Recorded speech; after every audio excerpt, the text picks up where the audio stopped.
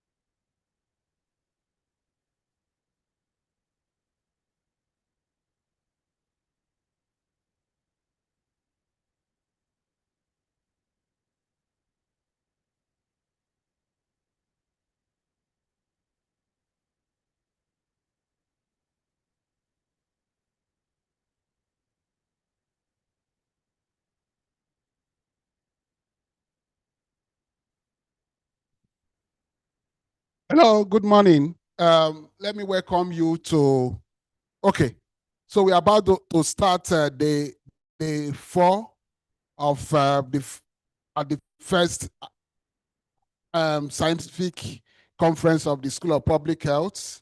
Today is dedicated to epidemiology, so we are starting, and we're going to start with the items, starting with the national item and then the UNIPORT item. Please, let's stand up for the items. Nigeria,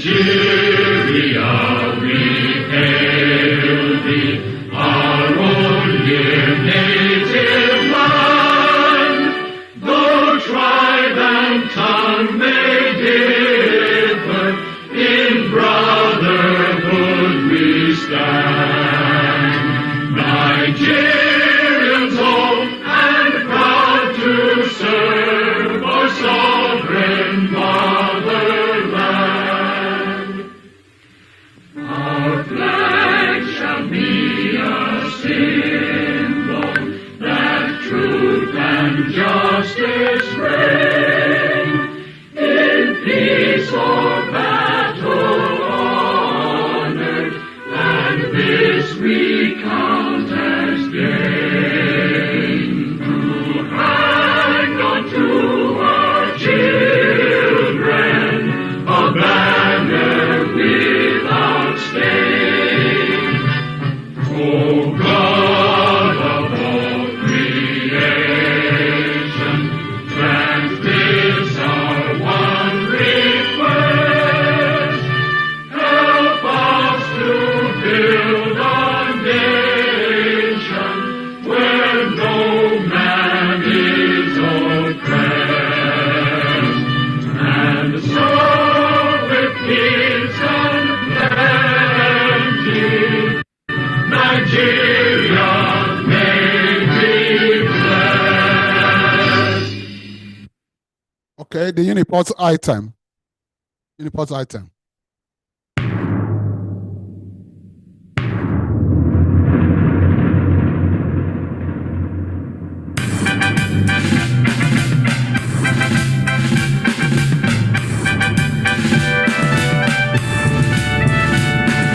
On the green lowlands and swampy plains of the New Calabar River stands the University of Port Harcourt, a citadel of learning and excellent education. All of our academic enthusiasts searching for knowledge and wisdom, enlightenment and self-reliance on mission. Our hope in the future is rooted in God.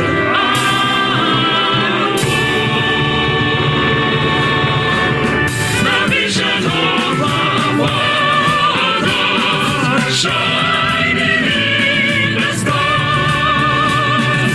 Opportunities unlimited and equal. Our progeny citizens of the universe, from far and near, the pride of UNIPORT, because UNIPORT,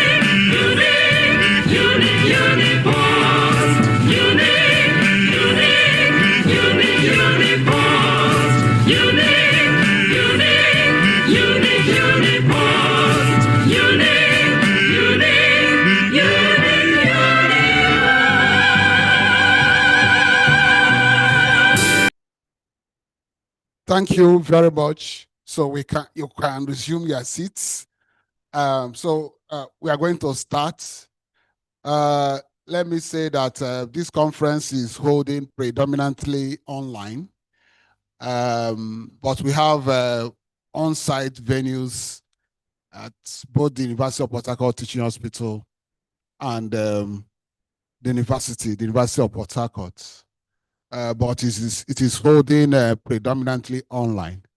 And we welcome all of you that have joined us since the beginning of this conference on Monday, and then today, up to today, and then it will continue till the 30th of September this year. Yes, 30th of September this year.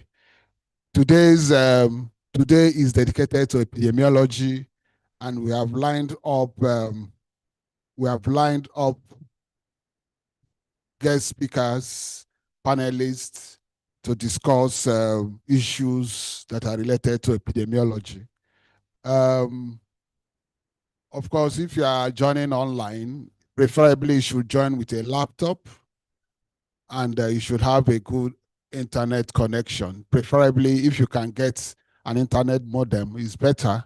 It's better than using your phone, because whenever you receive call, you'll be cut off, and by the time you rejoin, you would have missed some important aspects of the discussion. Okay, the other one too is please, you may not turn on your videos. But if you are to speak, it is better for you to turn on your video so that we can see you. But just ensure that there are no distractions. Especially at the background. And of course, also ensure that you are properly dressed.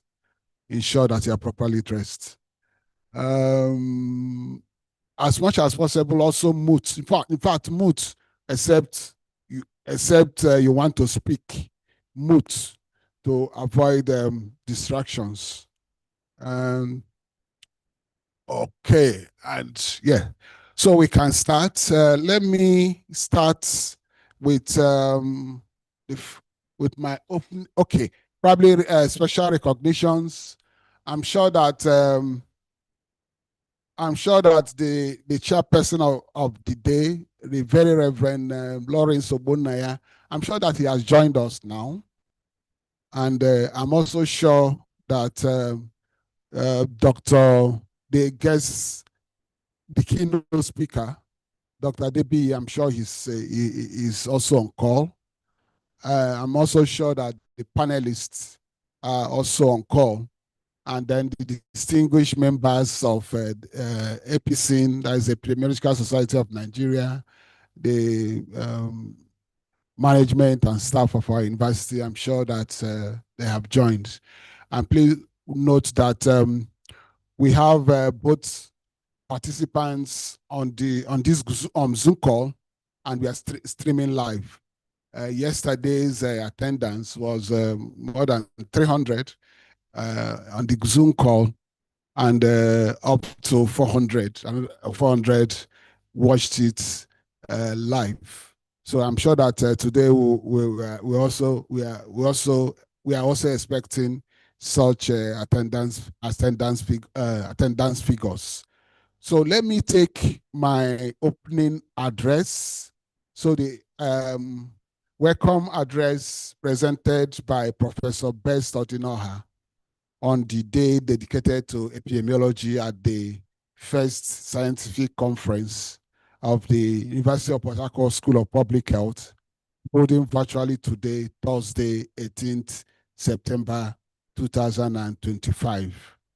The Vice Chancellor and chief hosts of the conference, Professor Owunare Abraham Georgewell, the chairperson of the day, the very Reverend Professor Lawrence Olu Obunaya, Professor of Infectious Disease Epidemiology and Control Policy, and former president of the Epidemiological Society of Nigeria.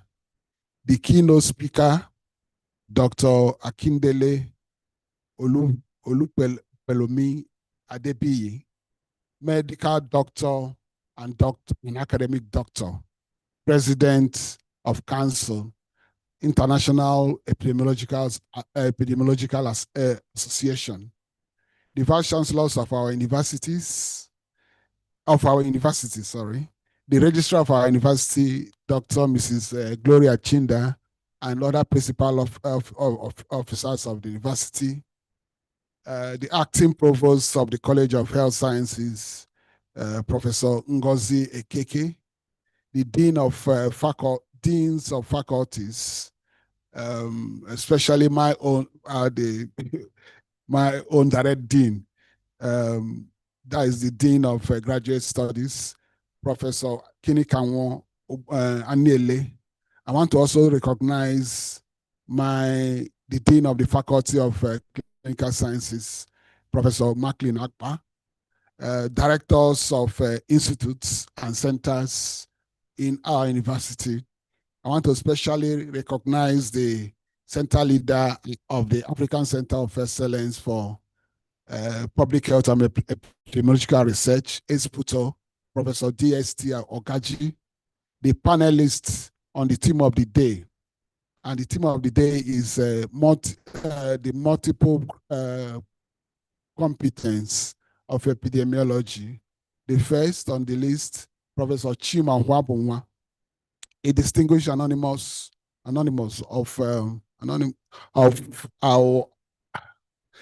our medical school and president of the global health, and professor of global health and epidemiology at the Morehouse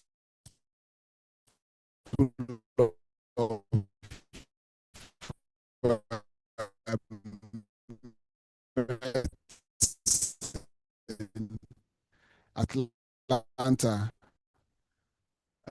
Dr. Golden Ohonda, we had him yesterday, medicine and public health, and the former director of public health, Rivers State Ministry, title of the Onwese of Professor Omosive Madoka, professor of community medicine, and in our university, ebullient and multi-talented lady. I also plead the indulgence of Dr. Matthew Askani, president of the Epidemiological Society of Nigeria, to co-opt him as one of the panel discussants. Distinguished guests, professors and supervisors of the School of Public Health, specifically we want to recognize Professor Charles Tobin West, the deputy director of the school, and former CMD of our teaching hospital, and Dabo, and other distinguished members of the Epidemiological Society of Nigeria, past and present lecturers in the Department of Preventive and Social Medicine, Dr. PNC Aboa, Dr. Meze Okoye, Dr. Douglas, Dr. Ojule, Dr. Alabere, Dr. Mo, Dr. Kano, Dr. Oforom, Dr. Fred, and Dr. Bie, Dr. Mba, and the others. I especially recognize them. Management and staff of the School of Public Health, especially the head of our admin, colleagues and students of the School of Public Health, ladies and gentlemen, it is with great honor that I welcome you all to day 4 of the first annual scientific conference of the University of Port Harcourt School of Public Health, the day dedicated to epidemiology, the basic science of public health. The University of Port Harcourt School of Public Health was established in January 2019 by the Senate of our university as a semi-autonomous academic center to provide postgraduate education in public health and the allied sciences. The semi-autonomy of the University of Port Harcourt School of Public Health gives it the powers to set and collect fees, and then use the collected fees to run the academic programs, but subject to the rules and regulations of the university. This gives the school the wherewithal to recruit and pay ad hoc lecturers from within and outside the university and from the industry to lecture in its academic programs. The school is thus able to recruit the rich talent in NGOs, private and public organizations in Nigeria, ensuring that it has world-class faculty with diverse background, experience, and training. The University of Port Harcourt has been so successful in recruiting the best talents that it is even finding it difficult to find external examiners who are expected not to have had any formal contact with the students. But it's a good problem to have, actually. The school started with 4 academic programs, but currently runs 3 PhD programs, 10 master's programs, a Doctor of Public Health program, and PhD programs in all the subspecialties of public health and the allied health sciences. Academic programs in University of Port Harcourt School of Public Health are deliberately designed to be both academic and professional to sharpen the research skills of students and prepare them for a career in the academics while emphasizing the practical skills that are needed for professional work. The result of these have been remarkable, as the graduates of our various programs often secure employment few months after graduation and are known to perform much better than this. So let me just seize this opportunity to apologize to some of our students who have been who want their certificate, but we have not been able to make them available, no, because of the due processes in our university. The results are approved at various levels. They are approved at various levels, and they are usually eagle-eyed, such that even a small mistake is flagged and returned back to us for correction. So it takes time. So please, we apologize. We apologize. Okay, thank you. So the success of our graduates in the labor market and their achievements in their job can be attributed to our competency-based curriculum, expertly delivered by our teachers, our lecturers who are known, who are drawn from the academia, industry, and government. We not only teach the principles as is standard in most public health academic programs in Nigeria, but we lay emphasis on the practice to ensure that the graduates of our academic programs are industry ready. Practice is embedded in every lecture given and reinforced with case studies. Our students also have access to short courses that teach specific competence that are relevant to their program of study and they are certificated separately. At present, most of the short courses offered to our students are developed from within the school, but we are also looking at options of enrolling our students in other short courses, particularly those hosted by professional associations like EPICIN and skill centers like the one headed by Dr. Owonda of the River State University Teaching Hospital. Hopefully, we'll make progress on this after this scientific conference. So we are using this opportunity. We are using this opportunity to ask for the collaboration with EPICIN and then centers like that of Dr. Owonda for these courses. We will pay on behalf of our students. We'll pay on behalf of our students. The only thing we'll ask is a significant discount, not the 150,000 per course that Dr. Owonda is currently charging in his center.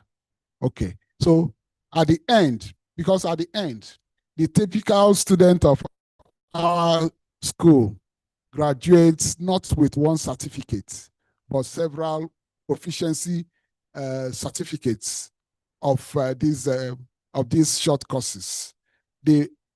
Of these short courses, the multiple competence of the epidemiology is the theme of day 4 of this scientific conference. It gives us the opportunity to take another look at epidemiology beyond it being the basic science of public health practice. Students in all our academic programs are taught the principles of epidemiology and carry out mostly epidemiological studies for their dissertation and their thesis. But, however, students in our specialist epidemiology programs should demonstrate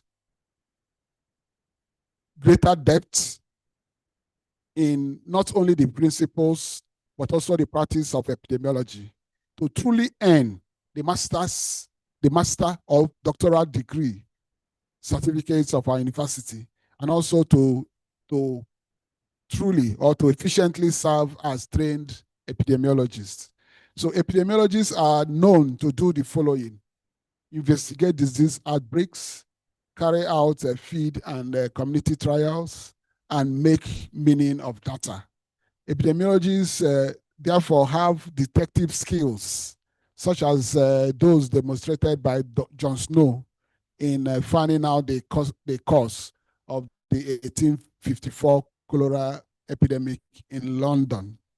Epidemiologists have excellent critical thinking skills and also very good research skills to prove the effectiveness of a health intervention, as well as why one segment of a population is affected more than others. Epidemiologists are also very good data analysts, able to find patterns in the mountain of health data that are being generated. In this IT age and the emergence of AI, this skill has to be demonstrated with computer and not the tally sheet of old. The School of Public Health will work to ensure that students in our epidemiology programs have this competence, and hopefully the discussions today will help in achieving this. The chairperson of the day, the keynote speaker, and the panel discussants on the theme of the day we are choosing because of their unique qualifications and experience. The chairman of the day, very Reverend Professor Lawrence Ogbonnaya, is a professor of infectious disease epidemiology and policy control with the Alliance States and the former president, Epidemiological Society of Nigeria, EPIC. The research focus of Professor Ogbonnaya is on Lassa fever, especially in Ebonyi State, a high burden area. He emphasizes the One Health approach, stressing the interconnectedness of human and animal health. Very Reverend Professor Lawrence Ogbonnaya is also a clergy member of the Presbyterian Church of Nigeria. The keynote speaker, distinguished Dr. Akindele Olupelomi Adebeyi, is both a medical doctor and an academic doctor. He is the president of Council, International Epidemiological Association.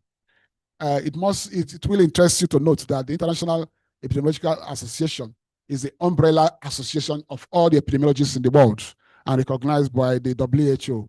So we can therefore say that we can therefore call Dr. Adebeyi as currently the number one epidemiologist in the world.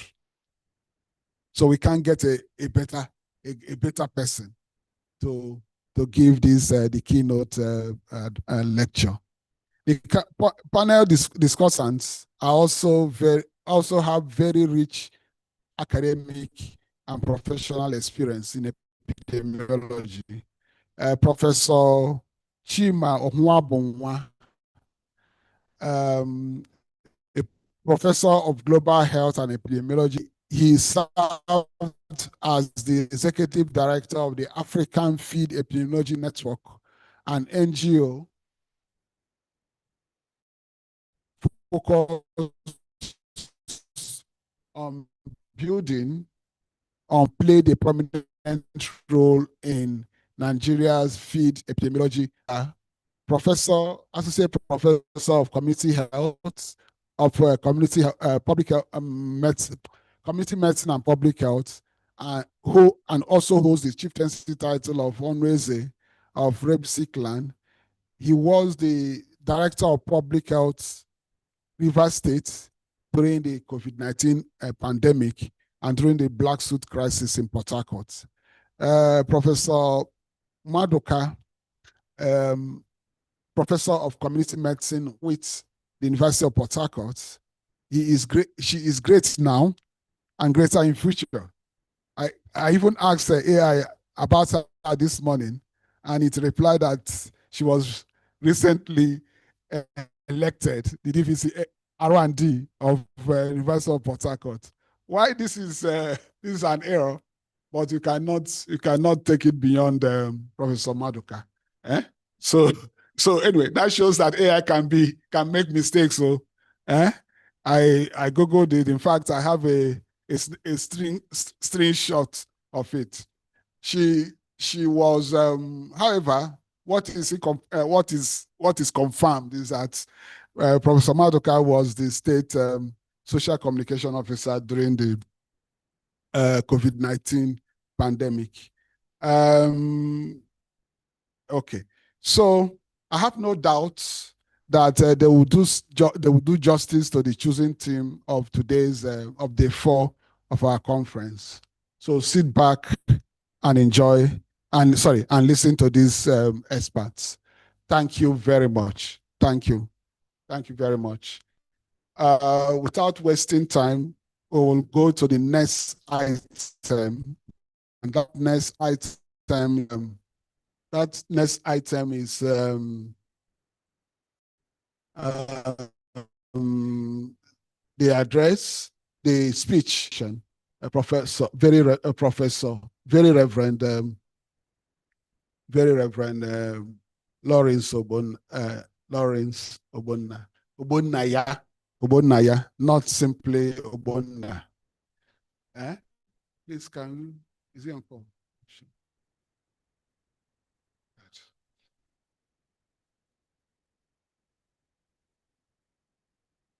Oh, can you? Yes, please put him back. Hello, very reverend.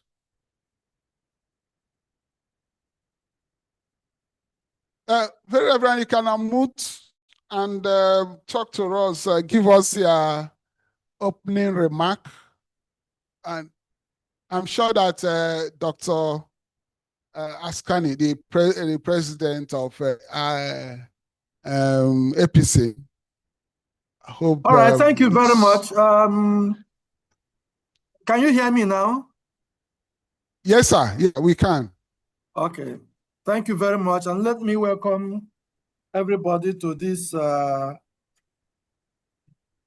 day 4 of Marathon Scientific Conference, first scientific conference by the School of Public Health. And let me thank the management of both the School of Public Health and the university for inviting me to chair this session. The director of the school has already introduced all the participants, but let me very specially welcome my president, Professor Belu Adebiyi. Always a pleasure to see you, sir. You are welcome from Geneva. Yeah, that's where your office is, even if you are in Ibadan. Let me welcome you from Geneva. Thank you for finding time out of your crowded schedule to be in this program.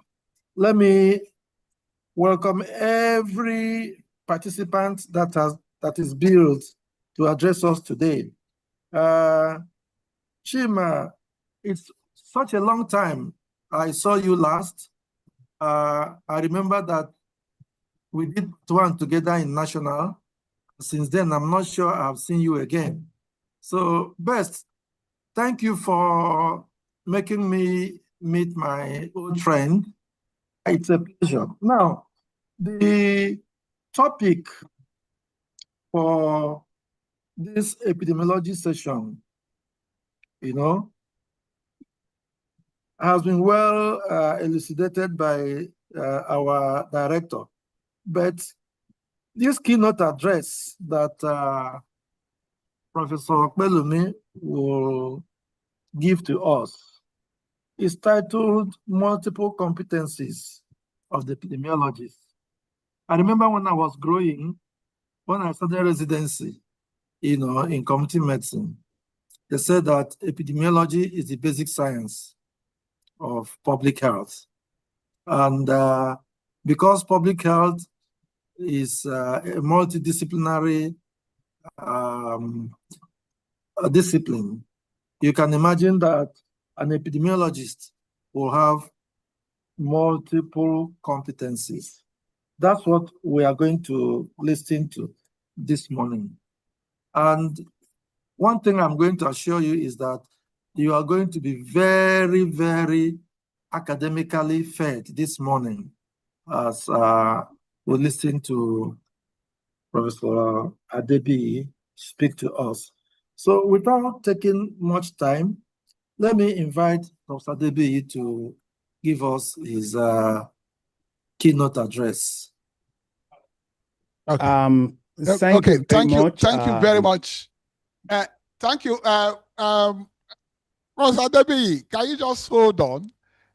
Okay, sir. Because we have your citation to read, and even before that, we have a short, a goodwill message from the president of EPICIN, Dr. Matthew Askani.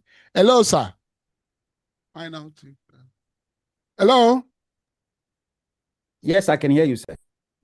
Okay, sir. So you can, Matthew. No, but he responded now.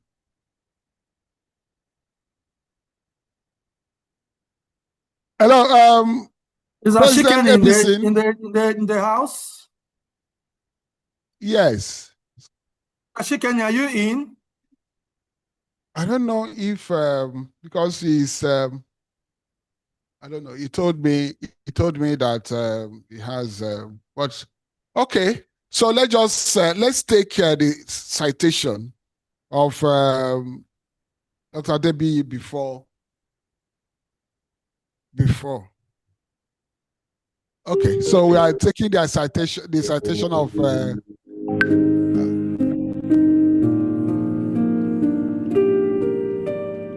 Dr. Akindele Olupelumi Adebi won a unanimous vote to deliver the keynote address on day 4 of the first annual scientific conference of the University of Port Harcourt School of Public Health. He earned his recognition for his academic and professional qualifications, wealth of professional experience, and most especially for serving as the president of the International Epidemiological Association. Dr. Akindele Adebi holds an MBBS degree from Ogun State University, now Olabisi Onabanjo University, and is a fellow of both the National Postgraduate Medical College in Public Health and the African Academy of Science. He also holds a Master of Public Health degree and PhD in Community Health with a focus on clinical epidemiology from the University of Ibadan, as well as an academic certificate in clinical epidemiology from the Netherlands Institute of Health Sciences. Dr. Adebi is a lecturer in community health and epidemiology at both the University of Ibadan and Babcock University, a consultant public health physician and clinical epidemiologist with the University College Hospital Ibadan, and a member of many expert committees locally, nationally, and internationally. He has vast experience in policy and practice-relevant research. His vision is to attain a position in life where his most persistent concerns for the vulnerable can be turned to viable options and solutions. Dr. Adebiyi has contributed to policy formulation and the development of many health system interventions at both national and international levels, including Integrated Disease Surveillance and Response and its subsequent reviews, the National Pandemic Preparedness Plan of 2010, and the Nigerian Tobacco Control Act 2015. He is also actively engaged in global-level consultations on treaties and conventions, including at the World Health Organization. Dr. Adebiyi is a versatile researcher with more than 100 publications in credible peer-reviewed journals, including The Lancet and Nature Genetics. His research interests focus on global disease burden, cancer epidemiology, and tobacco control. He belongs to many professional bodies, networks, and organizations such as the Society for Medical Decision Making, the African Epidemiological Association, the Epidemiological Society of Nigeria, the Association of Public Health Physicians, and the Men of African Descent Cancer of the Prostate Consortium, a multi-country research network, among others. He is currently the president of the International Epidemiological Association, as well as the IEA and WHO liaison. Distinguished guests, lecturers, students, ladies and gentlemen, behold Dr. Akindele Olupelumi Adebiyi, Fellow of the National Postgraduate Medical College in Public Health, Fellow of the African Academy of Science, Consultant Community Physician and Clinical Epidemiologist, Adjunct Professor of Research and Methods, President of the International Epidemiological Association, and Keynote Speaker, Day 4 of the First Annual Scientific Conference of the University of Port Harcourt. Dr. Adebiyi, you can go ahead and make your presentation. Thank you very much. Thank you very much, Bristol Best Odinoha, for the invitation, and thank you for the kind citation. Let me first of all acknowledge, I don't know whether he is online, but if not, the Vice Chancellor of the university for allowing this great innovation to continue to take place in the University of Port Harcourt. My elders, especially Professor Lawrence Ogbonaya, in the usual Yoruba and Nigerian way, I truly salute. Thank you for always being there throughout my career. So today I've been asked to speak about an area that has generated a lot of discussions all over the world. And that a lot of bodies are beginning to really look at the epistemology of, of epidemiology across the continents and across several geographies. I have been privileged to be part of some of these discussions that have been going on at the global level.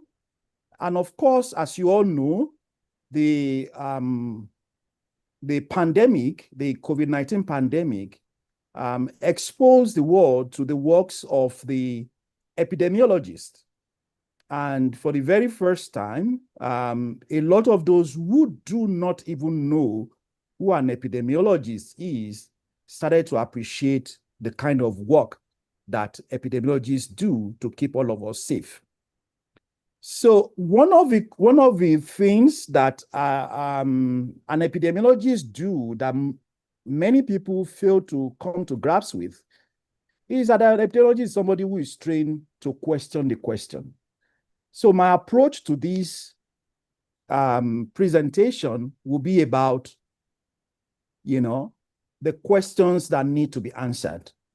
And I have no apologies for taking this approach because I'm actually trained to question. So the questions to be answered is, what is really epidemiology and who is an epidemiologist? What do they do? And in which other ways are epidemiologists called to play God?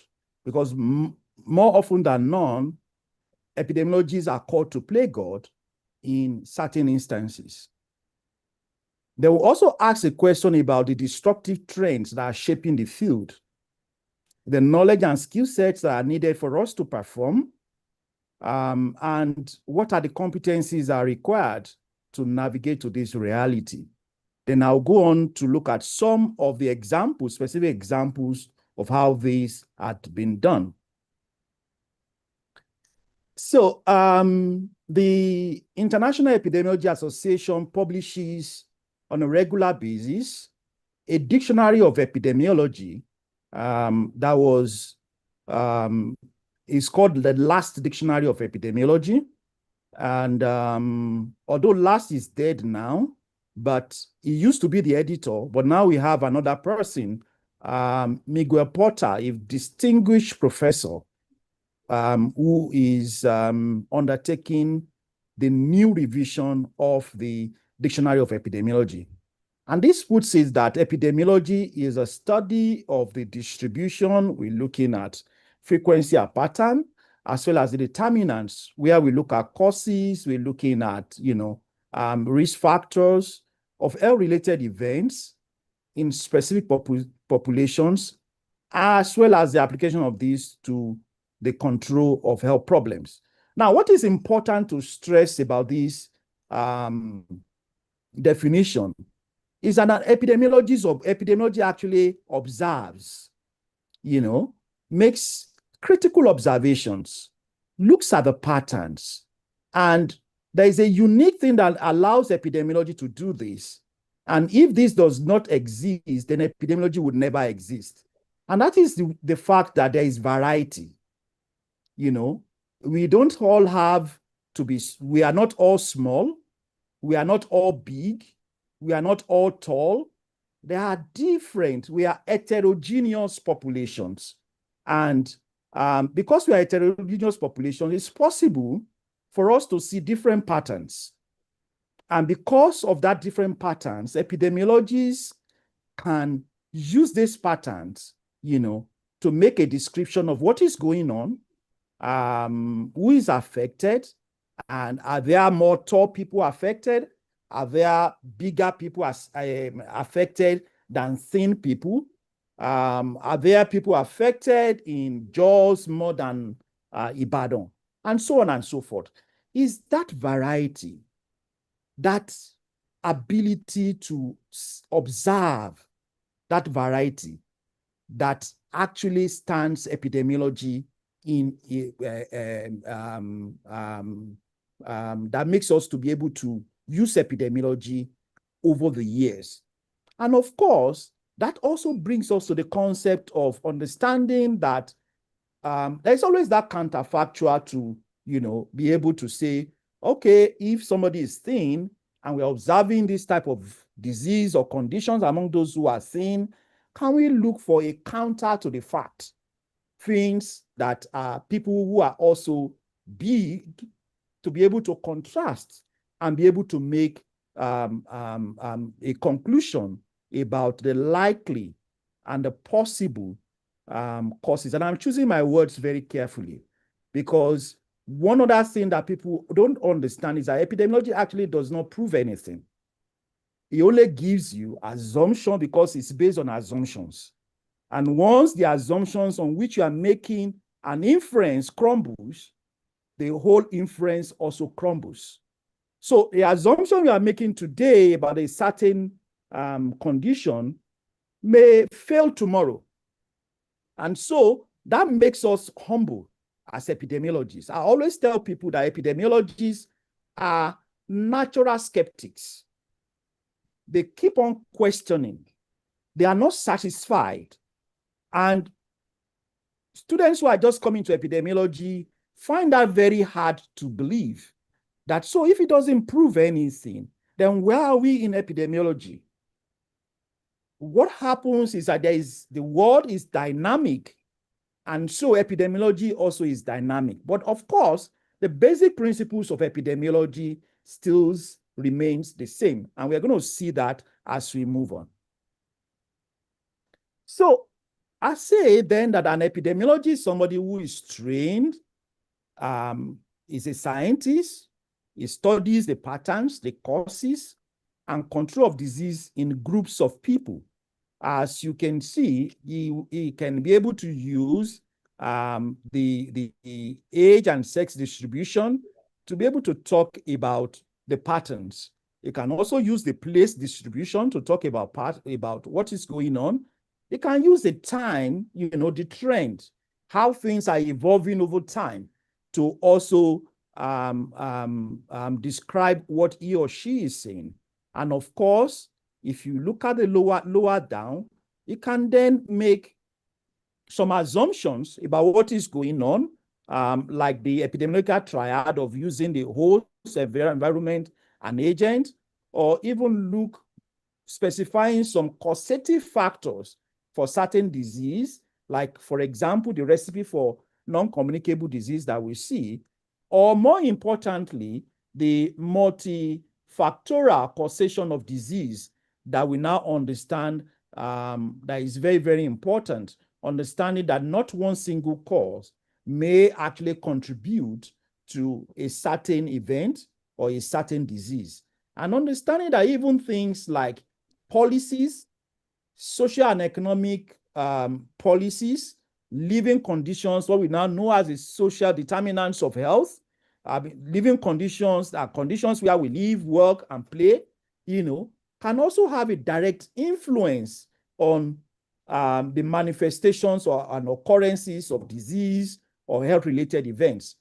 And so that means that, the epidemiologists need to acquire other competencies beyond the natural competencies that we do know in order to be able to make an inference and be able to control diseases better.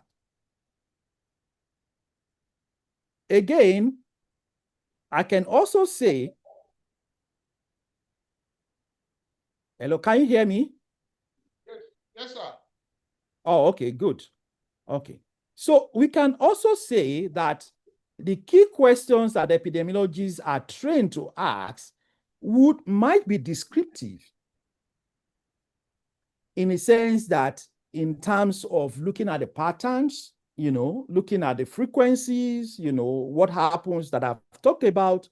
It can also be predictive, now casting, understanding why certain things have occurred, and being able to look back and see what are those determinants that are actually, influencing what you are seeing.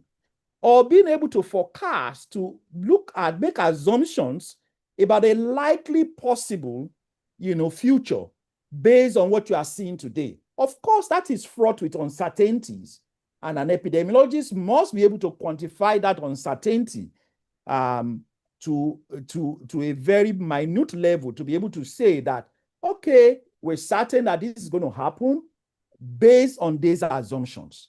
And that was why when models were created for COVID-19, and the model suggested that people were going to be dying on the streets of Africa, and that, which didn't happen, people castigated those who drew the model, but forgetting the fact that those models were based on assumptions. And those assumptions did not hold true in African countries. And because those assumptions did not hold true in African countries, context was very, very important in the competencies that an epidemiologist will have to begin to acquire. It must be a master of context, understanding the circumstances and how the mechanism or how things interact, to be able to forecast properly. And of course, what we have always known, the causal, questions, what is causing this? Why would we see this? And so on and so forth like that. So if we look at those key areas, therefore, an epidemiologist is somebody who is trained to ask relevant questions. In fact, an epidemiologist is somebody who questions the question. He gets an answer to a question, and then he asks again, why?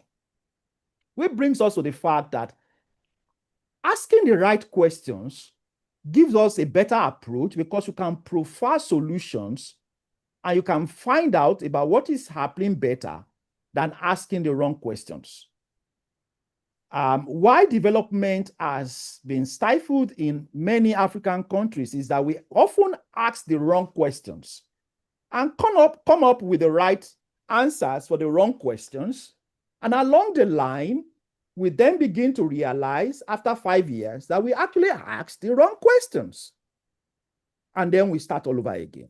So an epidemiologist will guide about what are those relevant questions based on stakeholder analysis, based on interacting, studying the pattern of the data, studying the context of the occurrence of certain things, and then he is able to ask relevant questions that would give us a solution. So he's asking things like, what is it? What am I seeing? Who is affected? Where are they affected? When are they affected? And then he's also asking, why is it occurring? He's making comparison, using counterfactual phenomenon to make comparisons.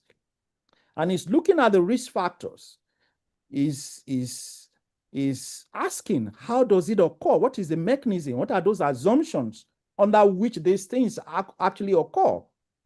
And for example, in Lassa fever, he's asking, what can we learn from the way this has evolved, from the natural history, from the prognostication, and how does this help us? And what interventions are therefore needed? So all these are quite relevant questions that the epidemiologist is trained to ask. So if you ask me, the starting point for an epidemiologist is being trained to be able to ask the relevant questions. So the public health epidemiologists in Ontario, they looked at existing, core competencies that other bodies have done, and they further refine it through a DIFI method and a consultative approach to look at what are the core domains that epidemiology needs to acquire competencies, and what would he use those competencies to do? Those are the functions. So they look at the core public health sciences, it's often said that biostatistics is the walking stick of epidemiology. So he needs, what are those core things that he needs to know in biostatistics? What are the things that he needs to have a critical mindset that would be able to question the question in terms of analysis and assessment? What are the things that he needs for policy development? So what? So if you get these questions, what do you do with it? You get answers to these questions, what do you do with it? For example, pandemic treaty, a lot of questions were asked about the COVID-19 response and preparations. And as a result of that, answers were provided, and these answers, were those that helped us to begin to formulate the pandemic treaty. The need for a pandemic treaty arose from the relevant questions that asked about the COVID-19 preparedness and response. Again, program planning, how do we plan better? What are the things that are needed? How do we collaborate across different disciplines? Public health, is a social enterprise. It brings many people to the table. People bring their value sets. They bring their best boots to the table in public health. So it's not a distinct specialty, really, to say, but it's something that brings everybody to the table. As long as you are matured and you have something of value, you come to public health by maturity and by experience. So if we have people collaborating in this set, how does epidemiology manage the knowledge that is generated by these different specialties and different experts, and what kind of partnership models allows us to use the data that these different, specialties and experts bring to the table? How do we communicate? How, for example, epidemiology has been looking at how you communicate bad news. Risk communication and engagement in the aftermath of infodemics have become very, very important to the epidemiologists. Social and cultural competence is understanding that people generate data from people. It's about their condition. Even though you are the expert, like I always say, that, for example, a professor of medicine is the expert in how medicines are used, on how diseases, come about, but he's not the expert in the pain that the patient is undergoing. The patient is the professor of his own pain. The person suffering from malaria is the professor of the symptoms of malaria that he's suffering from. He is the professor of the after effects of the anti-malaria drugs that he's suffering from. So epidemiologists now also, because we need to draw assumptions, we need to understand context, needs also to be trained in terms of social cultural competencies, in terms of cultural relevance, in terms of epidemic diplomacy, in terms of such things like cultural sensitivity, to be able to use data better, and use data not to label people, but to try and work with people to understand what is important. And all these also are becoming more relevant with the One Health approach, in which case coordination is very important, communication is important, and things like that. And they are not distinct core domains in their own. They are applied to population assessment, health surveillance, health promotion, disease injury and prevention, as well as health protection. So the federal and provincial task group on public health, human resources, looked at the different competencies that other organizations like Association of Public Health Epidemiologists of Ontario and the United States Council of State and Territorial Epidemiologists have put together. And they said that, yes, we can look at all these from the point of view of the core public health sciences are needed, the analysis and assessment, like we have talked about, communication, policy development and planning, socio-cultural competencies, leadership and systems. And all these speak to the other frameworks that other organizations have looked at. For example, the Association of Public Health Epidemiology of Ontario have talked about understanding the system itself, contextual issues, identifying the sources of information and critical appraiser to be able to look at and be sure that you are having the right sources of information to ask the right relevant questions and answer the relevant questions. So all these are they are interrelated. So we are not just going to be looking at new things, but those things that already exist, and different bodies have looked at this. But the caveat is that with new emerging fields, new realities, and regional priorities, we need to think differently in terms of our epistemology. So the world is changing. A whole lot of ecosystem disruption is taking place. Lifestyles are changing. The social media has introduced the concept of infodemic.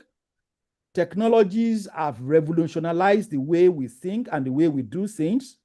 And therefore, there needs to be a new normal. So this new normal has brought about the concepts of digital epidemiology, data, using data. There were no purpose to ask specific questions, but along the line, in later years, this data are now being used to ask questions that they were not originally planned for.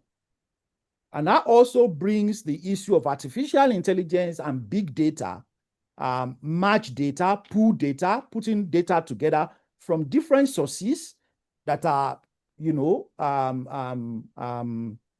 that are extracted and collected, generated from multiple sources using different methodologies. And how do we make sense out of all these multiple data? So these are becoming very, very important, and the global burden of disease is leading in that respect. But even before the global burden of disease, Amazon, for example, had used this data, to be able to make a big breakthrough and becoming one of the highly successful, online stores. So data is money. But unfortunately, data that is out there, Africa is often underrepresented. So when models are built and when decision trees are drawn, the underrepresentativeness of Africa makes it difficult to be able to make to make external generalization to what is happening in African countries. And of course, decision governance, epidemiologists are drawn, like what happened during COVID-19. I know Dr. Owo, in Rivers State, I know that happened a lot. It also happened in Oyo State, where epidemiologists are drawn into taking decisions. Governors ask them specific questions. What are chances of survival? What are chances of curing this disease? And things like that. I remember the governor was asking me at one time that people were bringing cures from right, left, and center, saying herbal cures and this and that and what have you. Some were saying they were experts. Some were saying they've discovered a new virology approach and what have you. And then I looked at all the data and I told the governor, I said, anybody who tells you that he's an expert on COVID-19 is a liar. Our approach now is, how does the system cope? How do we not overwhelm the system such that the system breaks down based on the data and the evidence that is available to us? And how do we use the basic principles of epidemiology that we have known in the past to manage what is happening? So epidemiologists are increasingly being drawn into policy decisions about governance, and so on and so forth. And of course, there is deepening community involvement due to sensitivities, due to conflicts of interest, due to new technologies that often evade the privacy of different people. So based on these, the add-on competencies would have to include evaluating the suitability, quality, and validity of data sources for specific questions, identifying emerging technologies or methodologies, as well as their utility and their biases, assessing data quality and extracting data from multiple databases, and of course, employing qualitative and mixed methods. I now do more work in mixed methods, using mixed methods approaches to be able to understand the community aspect and be able to make better decisions that are based on relevant assumptions and assumptions that hold true. Again, the concept of risk epidemiology also introduces the aspect of vulnerability and exposure. For example, the risk that people are going to have consequences that are harmful to man is directly proportional to the hazard, as well as the vulnerability, and inversely proportional to the preparedness. So an epidemiologist is drawn into this field, and he needs to understand, how do you assess vulnerability? What are contingency plans for preparedness? How do you bring together multiple people to be able to work through prepared contingency plans? How do you map? How do you do assessment? What is it about risk mapping, and so on and so forth. And of course, the model of social production of disease also introduces the concept of differential vulnerability, that people are differentially exposed as a result of their social position, and that there are social and economic consequences that are differential in nature as a result of the social positions of people. And that's why you see, even though non-communicable disease affect people in European countries and East Asia countries more, and they have a greater burden, the mortality and the the increase in consequences as a result of non-communicable disease is more felt by people in low and medium income countries. So the epidemiologist is drawn into this field. And so he has to understand the social determinants of health and how you play nicely, of course, in a sandbox. Now I'll go to specific examples and I'll round up. So John Snow is a quintessential epidemiologist that demonstrates what skill sets the epidemiologist needs. That even when he was not able, we had not already known that the causative factor for the causative agent for cholera, he was still able to break the chain of transmission by carefully mapping the outbreak in London and analyzing those who are infected, linking every case of cholera to a single water pump, and then removing the water pump, which resulted in the breaking of the chain of transmission, and then the disease stopped. So it's possible, using the skill sets, the simple basic principles of epidemiology, for us to be able to break chain of transmission even when we don't know the causative agent. That is it. So the epidemiologists will have to be trained in that way. Again, I was one of those that, in fact, I was the lead consultant for the unknown disease that happened in Oju and Obi local governments in Benue State in 2020. And a lot of people were talking about, different people, this has been going on for weeks, and people were talking about, oh, it's Lassa, oh, it's meningitis, it's this and that, But just putting it on and they couldn't be able to confirm what was actually killing people. And it was killing a lot of people. But using a spatial map, when we got there, we were able to see that it was more concentrated in an area.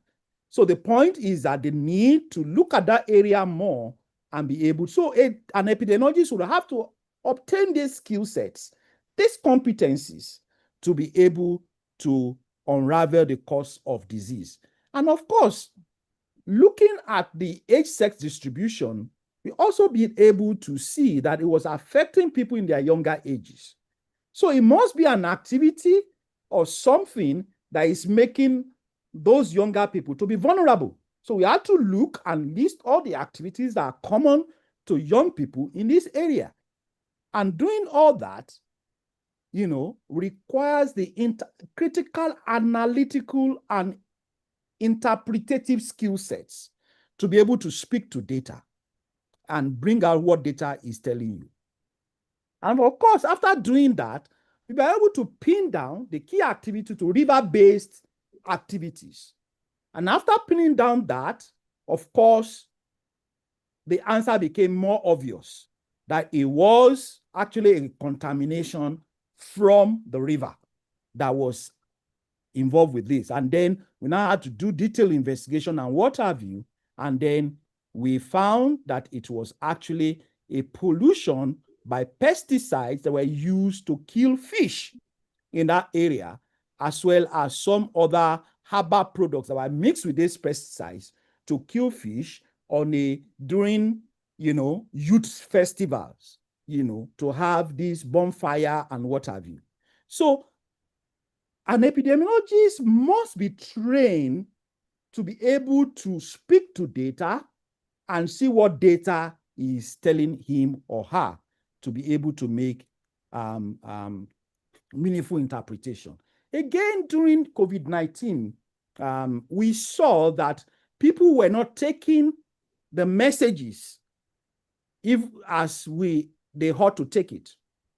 So an ethnographic study that was done also showed that people do not believe at the initial stage that there was a COVID. They believed that it was the invention of the highly placed people. So we did a risk perception and trust across all the Tier 3 local government areas to better understand what was going on.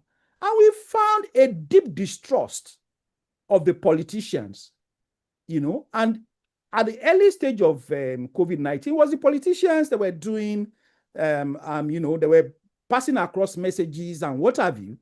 Whole departments, commissioners took it upon themselves because there was money in COVID at that time. So they took it upon themselves. And we found that, no, people trusted only those who are their kinsmen, that is their family members. They trusted healthcare workers more, and they don't even trust the union leaders as much as they did all these people. And they did not also trust the journalist as much as they trust the family member and healthcare worker. And that brought us to the initiative, what we then say, own your action, where a family member talks to a family member, a healthcare worker, trains the family member to be able to pass this across, and peer-to-peer messaging, which was very, very effective, came about. So what are we saying? Assessment skill sets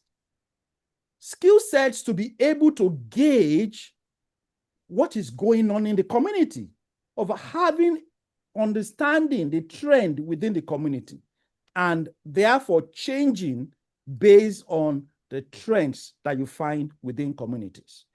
Again, now coming to non-communicable disease, this P3P, decision-making algorithm was developed to help those who have early prostate cancer, to be able to arrive at a better decision and discuss better with their clinicians about the kind of treatment they would like to receive, whether it is, watchful surveillance, or whether it is, surgery or medical treatment or whatever. And the randomized control trial done about this P3P, algorithm software made it show that it actually solved a lot of problems, as patients came to a better decision when they now talked with their service provider. And so this decision matrix is something that epidemiologists must be trained. It must become very important now as an essential aspect of the training of epidemiologists. Again, still talking about the same thing, there is this proactive approach to the best treatment. When I was in NIS, we were taught about all this, about decision making, about assisting the clinician to see what are the options that are available and what are the differential consequences of these options. What are the trade-offs, and what are the evidence and the assumptions that we make when we use this particular treatment or modality. So what I'm saying is that the epidemiologists need to be trained better about how decision trees are drawn and how these decisions helps you, how you can model these decisions and help the clinician, the politician, the program officer to arrive at better decisions. This is one of the things that we always do. I remember in training, we always did this, looking at, for example, a decision to anticoagulate or not to anticoagulate, and drawing a decision tree that shows us the alternatives, the consequences of those alternatives, and the outcomes. In fact, what we always talk about is a consequences table to see what are those consequences if we take a certain decisions, and how do we then decide which one is best. So these are areas that are not emphasized a lot within the epidemiology training, and which is important if we are going to make a difference. So I would like to conclude and say that we live in a changing world with multiple vulnerabilities and diversity. Our epidemiologists will need to be trained better. In fact, if there is one thing that I think that all epidemiology training programs must focus on, It must be how to ask relevant questions using the right data sources in its right context. That must be an underlying principle. We must not rush to train epidemiologists in use of sophisticated softwares and the use of sophisticated data sets and or sophisticated methodologies. As much as things change, they also remain the same. New technologies will continue to be developed, and we cannot successfully train our epidemiologists about how to use all these new tools, how to do all the statistical analysis, when a technician can also do those analyses. We must train our epidemiologists to be able to ask the relevant questions using the right data source in the right context, understand the context of their inquiry, and apply basic principles to evolving new realities, and not be bogged down by over-reliance on sophisticated analysis and methods that had no better understanding. One of the running battles I always have with resident doctors when they come newly to epidemiology is that they are rushing to want to do data analysis. And I'll say that, do you understand the variables that you are going to do data analysis on? And I say, what variables? What do I need to understand about these variables? Do I not just plug it in? Because they don't understand the basic principles of epidemiology and the assumptions that epidemiologists make. A technician can do an analysis, but the analysis may not be valid and may not be that is required to answer the proper question that the epidemiologist has asked. So we need to change our training so that our epidemiologists keep on questioning and keep on questioning and keep on questioning. I thank you very much for your attention. Thank you very much. Let's give him a standing ovation for this wonderful lecture. Thank you very much. Thank you very much, Dr. Adebiyi, for this lecture. The #1 epidemiologist. Thank you very much. So we can sit down.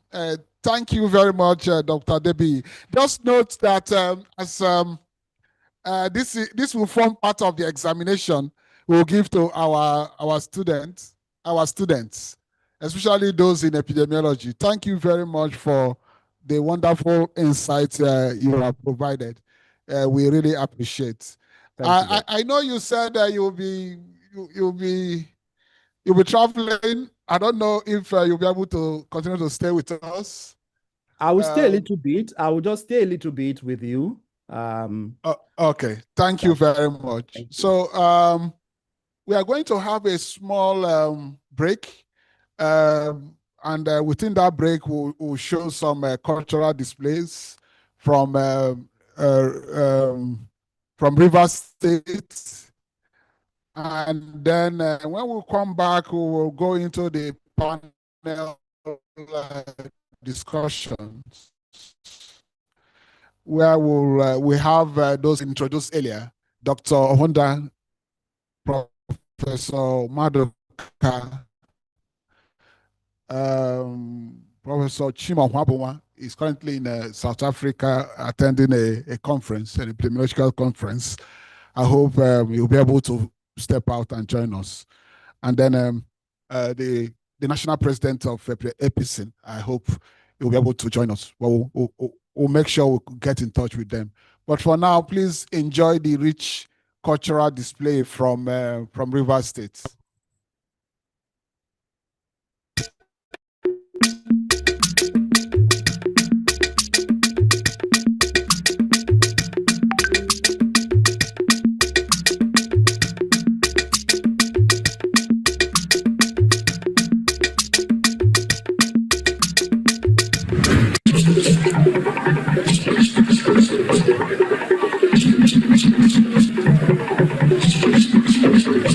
Have you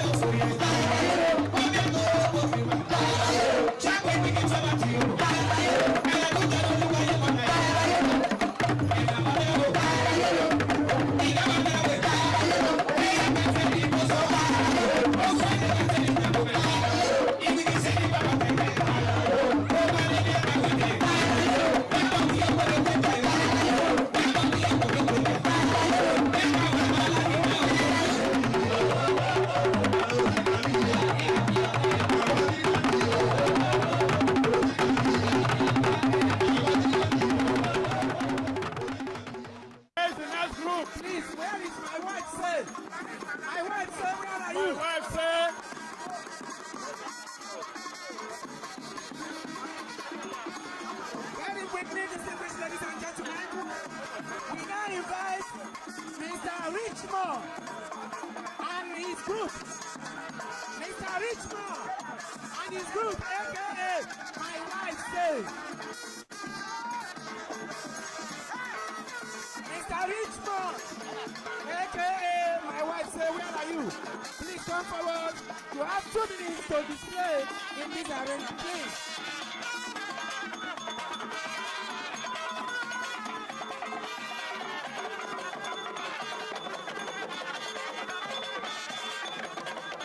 That is the Okaolo Samba group displaying.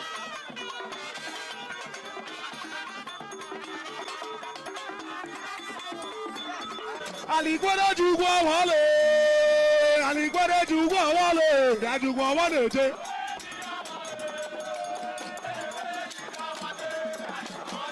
Ọmọ ìdìrò wọ́n lè. Lẹ́lẹ̀ ọmọ ìdìrò wọ́n lè. Dájú gbọ́ wọ́n lè jẹ́.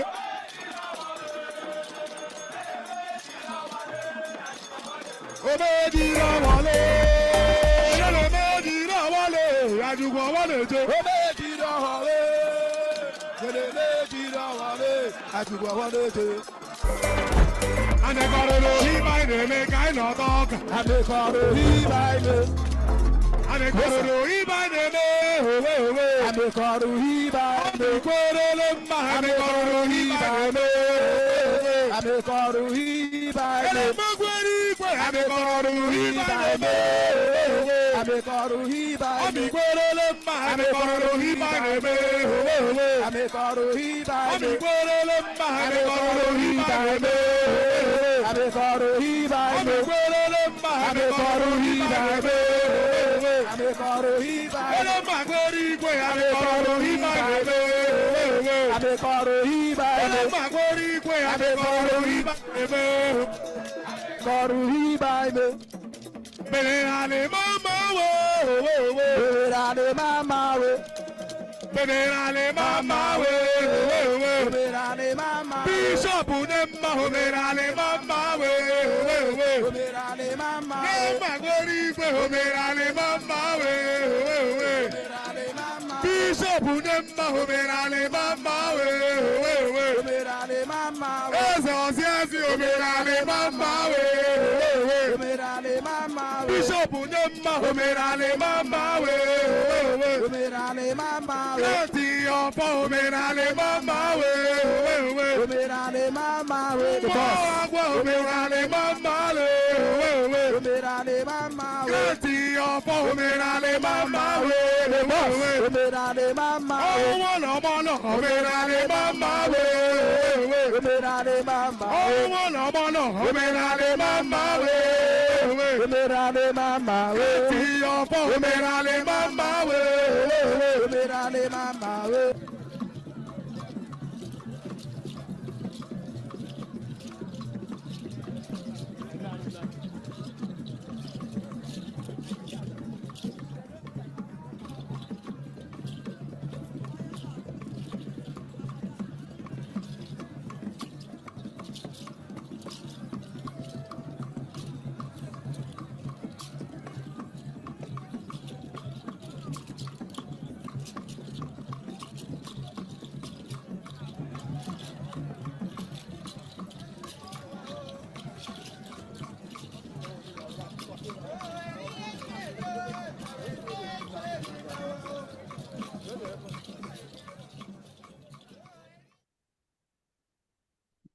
Okay, thank you very much. I hope you enjoyed those cultural displays.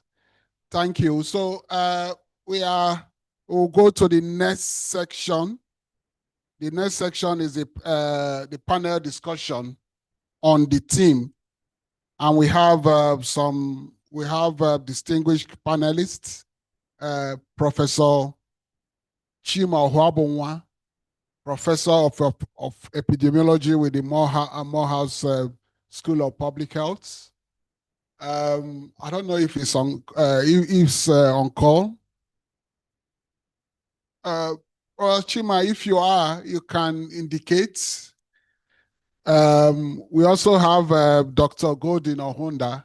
Dr. Godin, Dr. Ohunda. Yes, please. Oh, it's good. Everybody. Oh, good morning, everybody, actually. Thank you very much. And my HOD, Professor Madoka. Hello, ma. Hello. And then, of course, I'm sure that the number one epidemiologist in the world, Dr. Adebiyi, can also chip in and help us in answering one or two questions. And there's also Professor, the very Reverend Obonaya. I'm sure our chairman of the day, I'm sure that he will also help in answering one or two questions. But so let me start with Dr. Ohunda. I must say that Dr. Ohunda, he answers when you are in great need, what the Igbos will say, Omemboji. I will also tell you some a story in my end of in my vote of thanks. So, Dr. Ohonda, I know as the director of the Public Health Department of Ministry of Health, Rivers State, you were there during the COVID-19 pandemic, and also during the Black Suit crisis. I don't know if you were there during the killer gene incident. I don't know if you remember the killer gene incident in Port Harcourt. Yes, I remember. Okay. Do you have anything to say about how people went about that investigation? Sorry, I could have preempted. I could have pre-informed you. Sorry. Also, Madoka seems to be around. Oh, yeah. Thank you very much, madam. Okay, go on, Oneze. Yes, I wasn't very actively involved in the gene investigations, but I mean, basically the team is the same. We'll still follow the basic principles of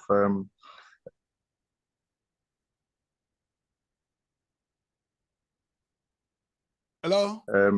Contextually speaking, what Dr. King has said. What Dr. King has said, which is asking questions, so which is basically asking them questions. Where is this coming from? What it is, and what can we do, and how can we very quickly contain it?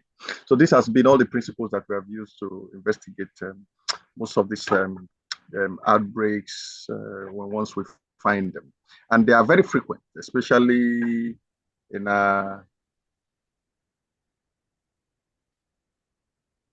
okay, you want my video on? Okay, so they are very frequent. Most of these outbreaks are pretty frequent for us, especially around this part of the world. So we see them often from time to time. But whenever we see them, it's basically the same, asking questions. Who is involved? What do we do? Where is it arising from? But overall, which is basically also touching on the definition of epidemiology, is trying to control it as quickly as possible to keep everybody safe. Thank you very much. Okay. Okay, sorry. Thank you very much. It turned out that they wanted to brew a especially strong local gene, and they added methanol to it in a bid to make the local gene stronger, and that created a serious problem. Okay, I'm sure that of course you were there during the COVID-19 crisis. And Rivers State was, of course, no, not was. Rivers State is the oil capital of the world. Oil capital of Nigeria. Do you have one or two things to say about the oil industry and the COVID-19 pandemic in Rivers State? Were there special things that were done to ensure that the oil industry didn't cause significant health problems? One of the first things that helped us in terms of control of COVID in River State was partnership and coordination, and that was very strong between us and the oil companies that it were. And it was particularly an area of interest because after we had our first case, we were able to find out that we were still having a lot of cases, even though we were in a period of lockdown. So we realized that for some reason, the economy was still ongoing. An economy for Nigeria really revolves around the oil industry. So we realized that part of the life of Nigeria didn't really stop. So if we didn't take active grip of it, it could become an area of interest in terms of spread of the pandemic at the time. So we had a very strong collaboration. We did a lot of training. We did a lot of capacity building. We did a lot of, and they were very supportive. They were open to this interest. And we actually converted basically most of the strong multinational oil companies into containment centers. So they were able to find on their own, they were able to contain on their own. And then when you combine it with the fact that we had one central reporting area, which was a melting point, the PHUOC for the state, we were able to contain the epidemic very quickly, the pandemic as quickly as possible. Yeah. Okay, thank you very much. Dr. Honda, just hold on for Professor Chimo Wabua, a senior colleague. So, hello, Professor Wabua, sir.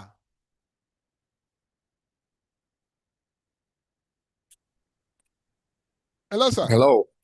Yes, sir. Yes. Yes, I know. You are another person that shows up at the moment of great need. Thank you very much, sir.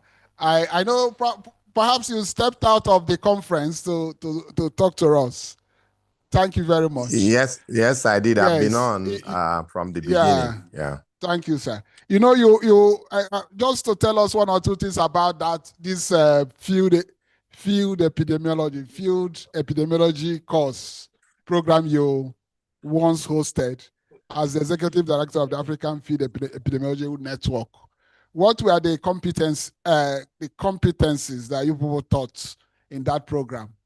I know, when we were even designing our epidemiology program, we were looking for something, a document on that, although we couldn't find. We could have even asked you directly. But can you just use the opportunity to tell us what are those things that you emphasized in the training? Sorry, I very hope well. Thank you. Not be diverging trade secrets. No, it's not any secret. Well, thank you. Best, I must commend you and the team for this wonderful conference and for the efforts you have put in and the multitasking you've been doing, trying to spread yourself thin to make sure this happens. We are very, very, very, very, very, very impressed.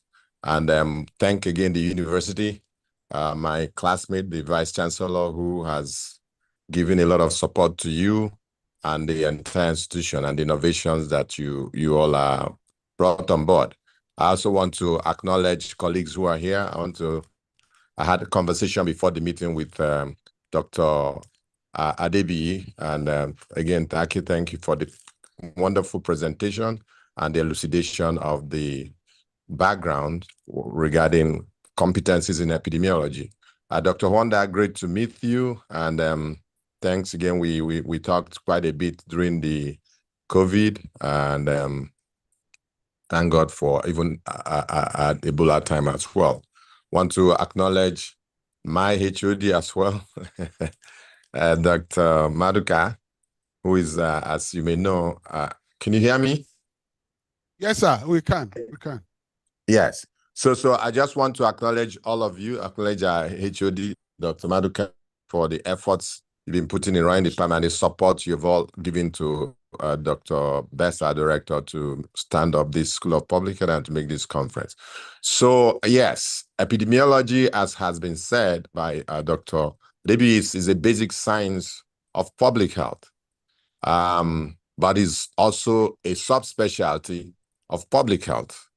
So to be an epidemiologist, in the medical field, you have to first be a physician, and then you get into public health, and then you subspecialize in epidemiology. And within epidemiology, there are areas of focus, areas of additional specialization. And one of those is the area of field epidemiology, which we call disease detectives. And as all the illustrations that Dr. Dr. Debbie was presenting, using basic descriptive data, basic observation to investigate and come to a conclusion. There is need in epidemiology, there's areas of epidemiology where you need sophisticated data, but simple, like you say, keeping things simple can identify a lot of issues, answer a lot of questions, and profile solutions, as well as evaluate those solutions after they have been implemented. So field epidemiology is that part of epidemiology, or that area of epidemiology where you use information to investigate, to unravel the occurrence of disease, distribution of the disease, and the cause thereof, and then be able to identify a good implementation and effect that. Like the example he gave when there was a situation in Benue State, and people were worried, confused. Nobody knew what was going on. First of all, they didn't know what type of disease it was spiritually originating, or it was something communicable. It was, where does it come? What's the source? Where did it start? Who is it affecting? So epidemiologists, field epidemiologists come in by asking simple questions. They are able to identify who, what, where, when. Okay, who, what, why, when.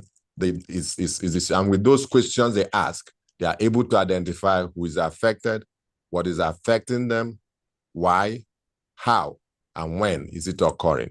And once those questions are answered, then the solution is easy, because you now know who is affected, you know what is affecting them, you know why they are being affected, and you know how they are affected. And therefore, you can now mostly be able to look at the person affected, what is causing it, and the how.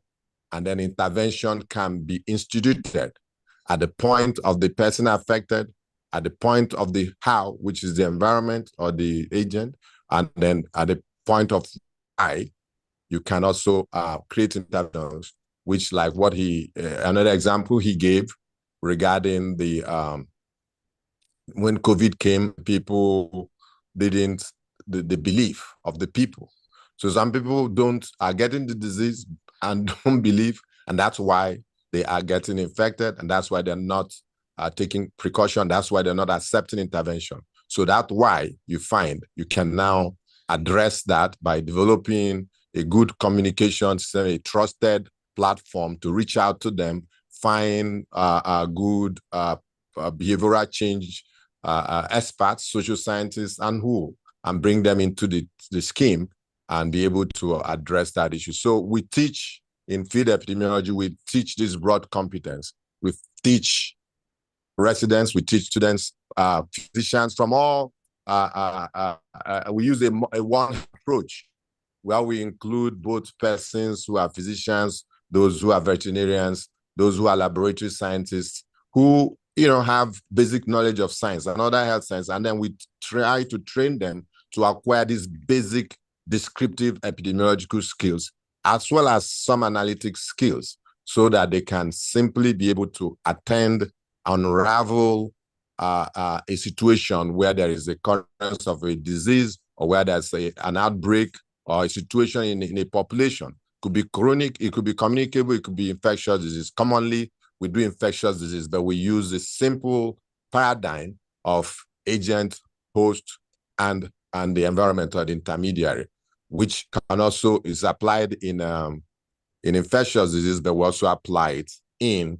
communicable disease. For instance, in road traffic accident, you can look at the host, the environment, and the agent. So the host being the driver who gets in trouble, the environment being the vehicle, and the the environment being the road you're traveling and the agent being the vehicle. So you can use that same paradigm in if there is infectious disease and identify what is the root cause of the challenge or what the problem and institute intervention. So finally, the epidemiology is a program started, like I say, the U.S. Centers for Disease Control in 1956 and was exported across the globe to many nations.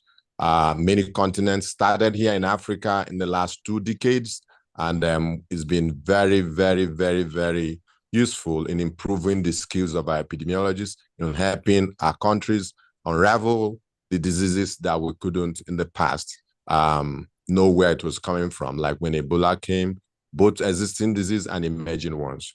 So essentially, those are the core competencies we teach: descriptive skills, analytic skills, and ability to do outbreak investigations, mostly using develop and also utilize good surveillance data to identify when outbreaks occur and respond as need would be. So again, we have brought that forth here, and even in the university, we go around and explain to our younger residents who are in community health and educate them to take advantage of these field epidemiology training programs that are across the globe, both here in Africa and other countries in Africa.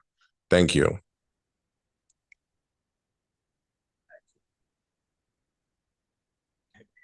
I can't hear you.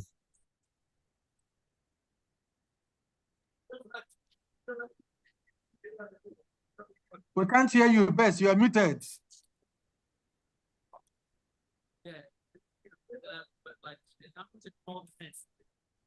Best, we can hear you. Is that me or you?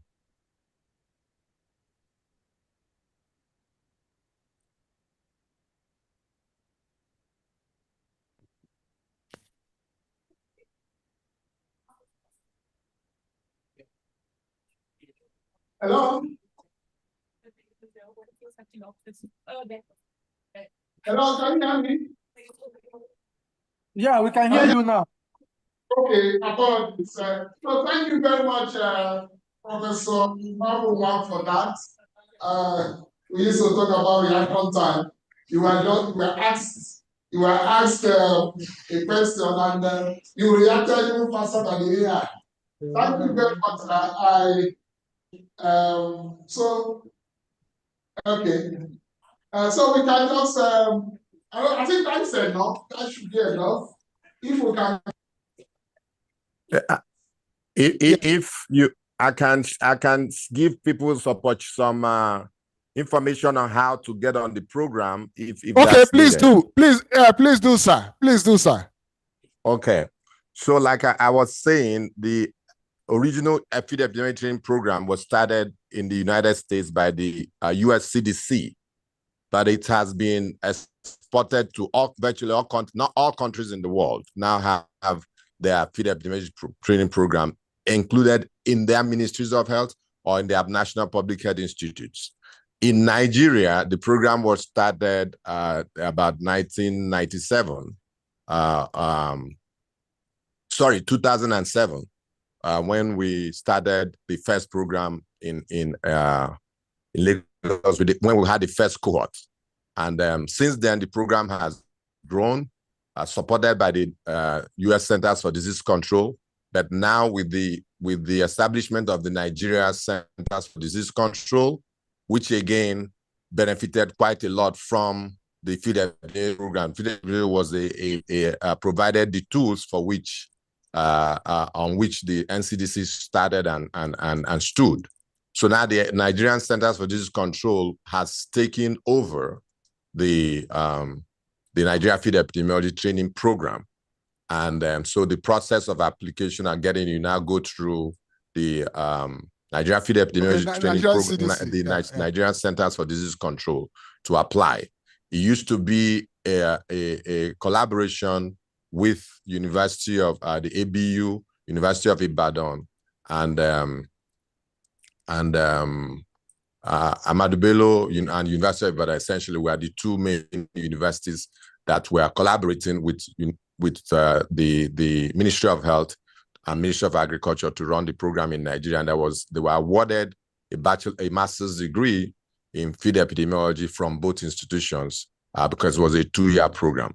We also had eventually introduced the 3-month program, which is taught basically to officers at the local government level, like surveillance officers, immunization officers at that level. Then we had the intermediate, which is a 6 month to 1 month, in 6 month to 1 year training, again focused at state level functionaries like state immunization officers, those who don't have the dedicated time to do the 2-year program. That was the model, and is still the model the TG preaches. But the decision to where you fit in at this time is made by the NCDC. So I will advise all those who are interested to go to the NCDC website, and you might be able to reach out. But there are also opportunities outside of the country.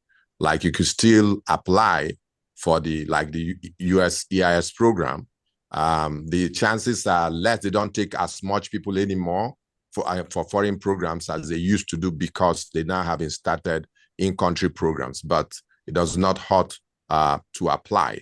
And there are also other fellowships that are like EIS. EIS is a fellowship and postdoctoral. So there are other opportunities like that within the CDC and other national public health institutes in the developed world. In UK, like through the ECDC and in Australia. So I will also advise our residents to look out for that if you're interested. They have programs both in Australia, in the US, and in UK. Again, those are national programs, so they take a little bit of foreigners, but because Nigeria has a program that should be run, that is run within the country, but it's good to have multiple opportunities like that. And finally, we didn't mention this, but I'm going to just say, there are other fellowships that are beyond field epidemiology, but also that epidemiologists can take advantage of. Like public health informatics is something others do, but an epidemiology, public health who wants to go into it, there's public health informatics fellowship in the US, in the US CDC and some other areas. So watching out for subspecialization fellowships is an opportunity that we can take advantage of. Thank you. Thank you very much, sir. I think for now, we'll look at adopting and adapting field epidemiology into our existing programs in epidemiology. Thank you very much, sir. Yes, and I'm sure that you will help us in doing that as a visiting professor in our university. Thank you very much, sir. Thank you. That's our desire, and that's a good way to make it more sustainable, since government can't always run it. So putting it in universities is good. Mm-hmm. Yes, we want those carrying our certificates to have the competence, so that at least let them be different from the others that did other programs. Yes. Thank you very much, sir. Anyway, we appreciate. Thank you very much. Thank you, sir. I'll jump back to my conference at the moment, but I'll be on. Yes. No problem, sir. You have done more than enough. Thank you very much, sir. I know that the keynote speaker also has something to do elsewhere. Dr. David, I don't know. I hope you are still there. Yes, I'm still here with you. Apologies. I'm sorry for, but I don't know if you could just help us. This one is a free, just give us this free consultancy. I don't know, considering the fact that the epidemiology runs through all public health programs.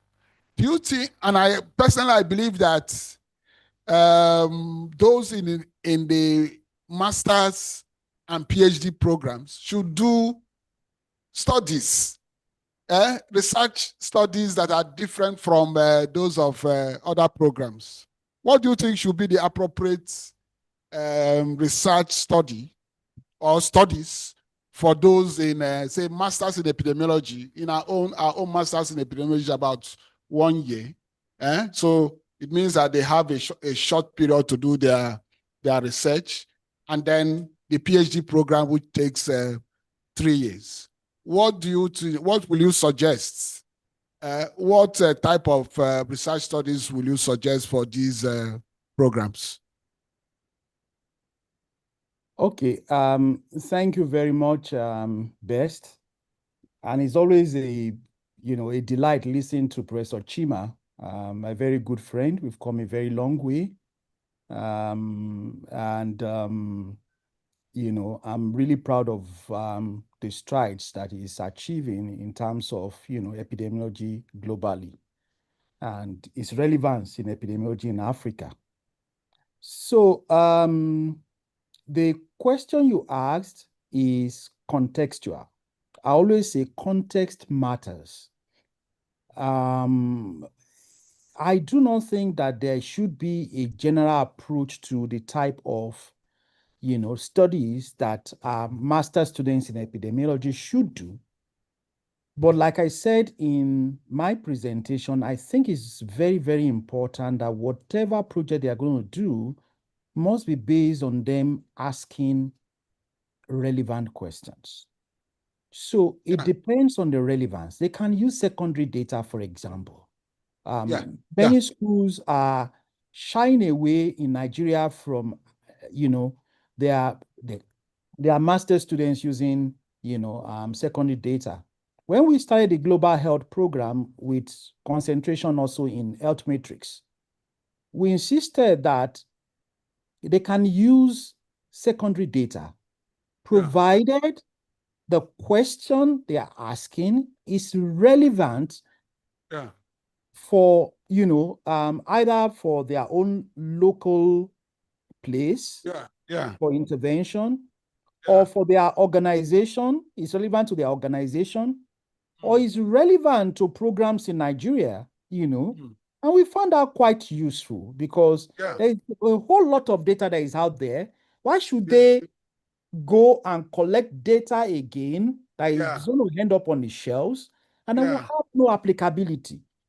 So I think the guiding principle should be that it must be a study that will be relevant, that will ask relevant critical questions that are important for our existence. And again, for the PhD students, a PhD is a narrower focus. Is a specialist in a very narrow area. And many people don't understand that. They say, it must be so broad. PhD needs to be broad. No, I said, no. A PhD must focus in a narrow area. MSc is generalistic, but PhD, a narrow concentration.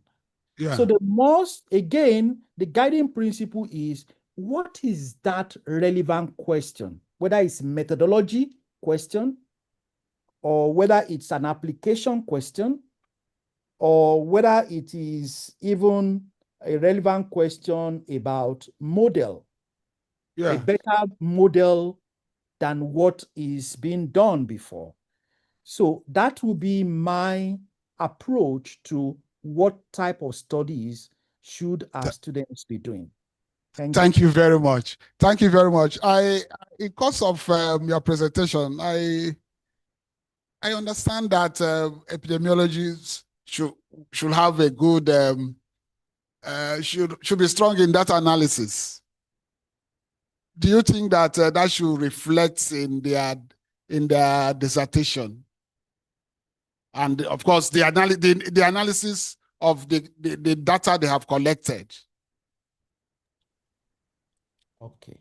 So the analysis, because I see some quite interesting discussion that always goes on, that, he has not used chi-square. He has not drawn it, he has not used a model. He has not done this, he has not done that.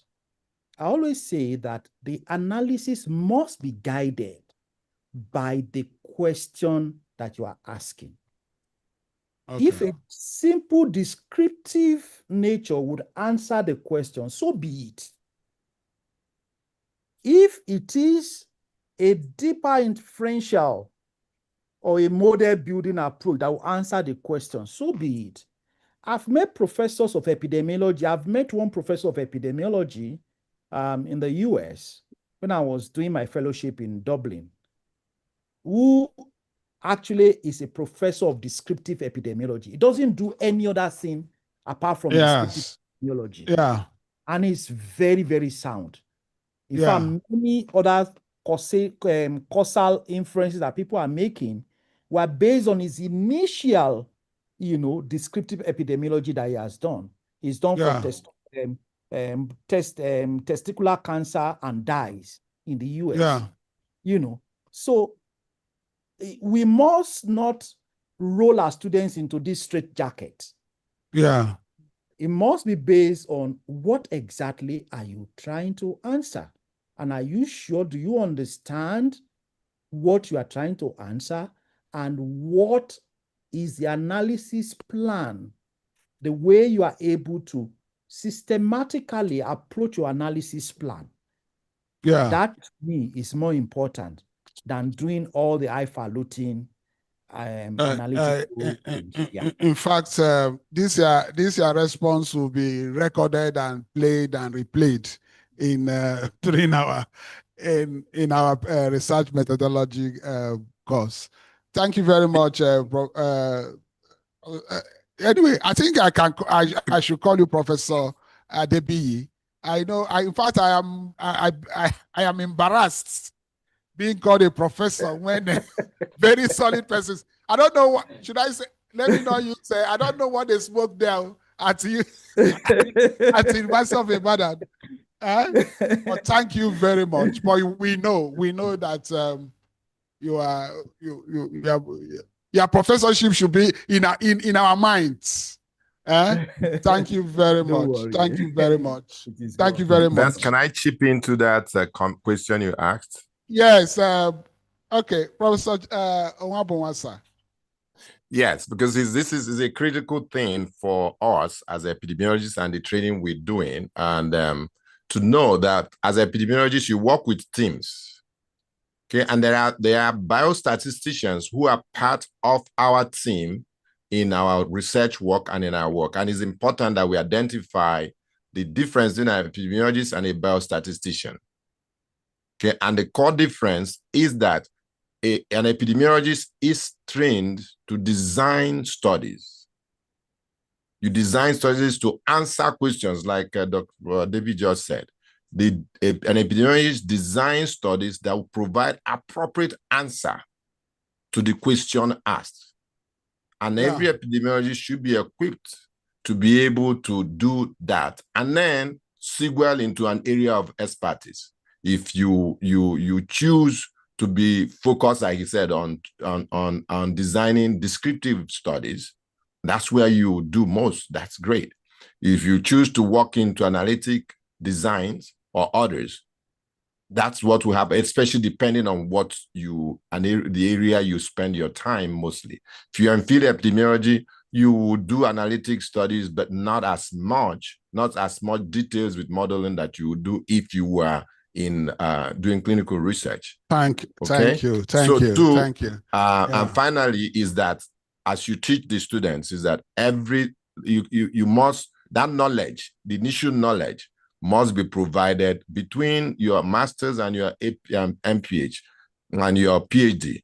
If somebody gave you a paper written with answering a question, you should be able to interpret and explain. You may not be the one who have conducted the study, or you have done the analysis, and you should not be always. But every epidemiologist should be able to interpret what a biostatistician and analysis that was done by a biostatistician should be able to pick hole and say, ask question like he said, ask another question on the question.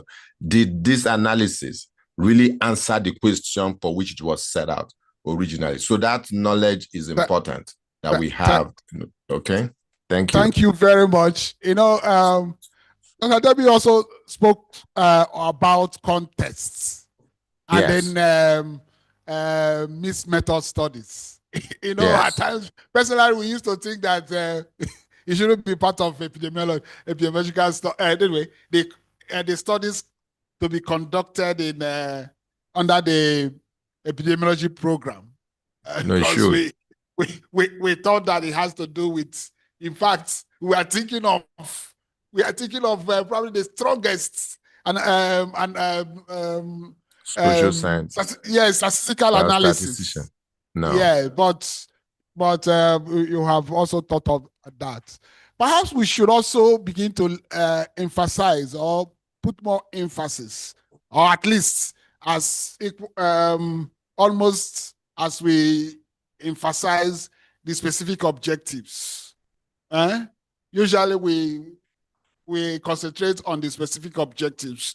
Do we now include, although our graduate school, they insist that they also do specific objectives, but as a school, we have not been emphasizing that. Perhaps we should begin to emphasize that, since they also determine the kind of analysis we carry out. Yes, specific objectives is critical, especially SMART specific objectives, because that is what you are going to, that's what's going to answer your questions. And that's what's going to drive your design. If you, again, like I said, epidemiologists, our job is to design studies. Like architects design buildings, they don't build, okay? But you must design to make sure. So a special objective, the short answer is yes, it is a requirement because it's going to drive the answers, and the answers will be based on the design, answering the questions will be based on the study design that you bring. So yes. Thank you very much, Professor Nwabunwa and Dr. Debbie. We still have to talk to my HOD. Professor Maduka, I hope you are still there. Hello, Professor Maduka. Very much. Okay, ma. Yes, okay, ma. You have done a lot of work. In fact, multi-talented, multitasking, very ebullient. You want to tell us one or two things about your experiences as an epidemiologist? I think it's an exciting career path. Let me give kudos to Professor Chima Ohabunwa and my Oga, Professor Aki Adebi, for, giving us such insights into the mind and the thinking and the reasoning of an epidemiologist, and not just talking to us, but by their lives and by their daily activities, charting a course for those of us coming up behind to be excited about this specialization that we have chosen. One thing I say about epidemiology is that it is a very strong support specialty for every other public health specialty. And it's one of the things I often say I'm drawn, that if it's environmental health, the epidemiologists are necessary, very important and very useful. If you want to talk occupational health, occupational medicine, you still need the epidemiologists, reproductive and family health, whatever other subspecialty, whatever other endeavor, you can see the trails, the tracks, and the trailblazing of epidemiology within it. So for me, that has been one of the things, being able to work and collaborate with people in public health across all the other specialties and outside of public health, in the healthcare system generally, in other departments, in clinical medicine, having to collaborate with physicians and work with them, bringing the public health questioning, the public health mindset, and the public health way of solving problems. I think for me, that's one thing that has been quite exciting about the practice of public health, is that if you're talking about molecular science, public health is important. If you're talking about clinical science, public health is important. And if you're talking about public health science, of course, we are the basic science and we are a core foundation for that. So this is just to encourage everyone that irrespective of your main special, because we know we have a lot of people in the School of Public Health in epidemiology who are coming basically from other specialties, coming from other health sciences, coming from it's important for you to know that epidemiology helps you to practice your primary science, your primary specialty better. That's number one. And epidemiology also helps you to understand how to collaborate and work with other specialties and people from across the divide. Even when it comes to policy making, advocacy, community engagement, epidemiology gives you the training and the skills and the competencies to be able to be a leader in any of those fields. Because the core of public health is critical thinking, is being able to question realities and ask questions to solve problems for today and for tomorrow. And that skill set will always be needed in society. And so the public health physician the epidemiologist can hold his or her head up high if they are good at their craft and know that they can contribute to society at every single point in time.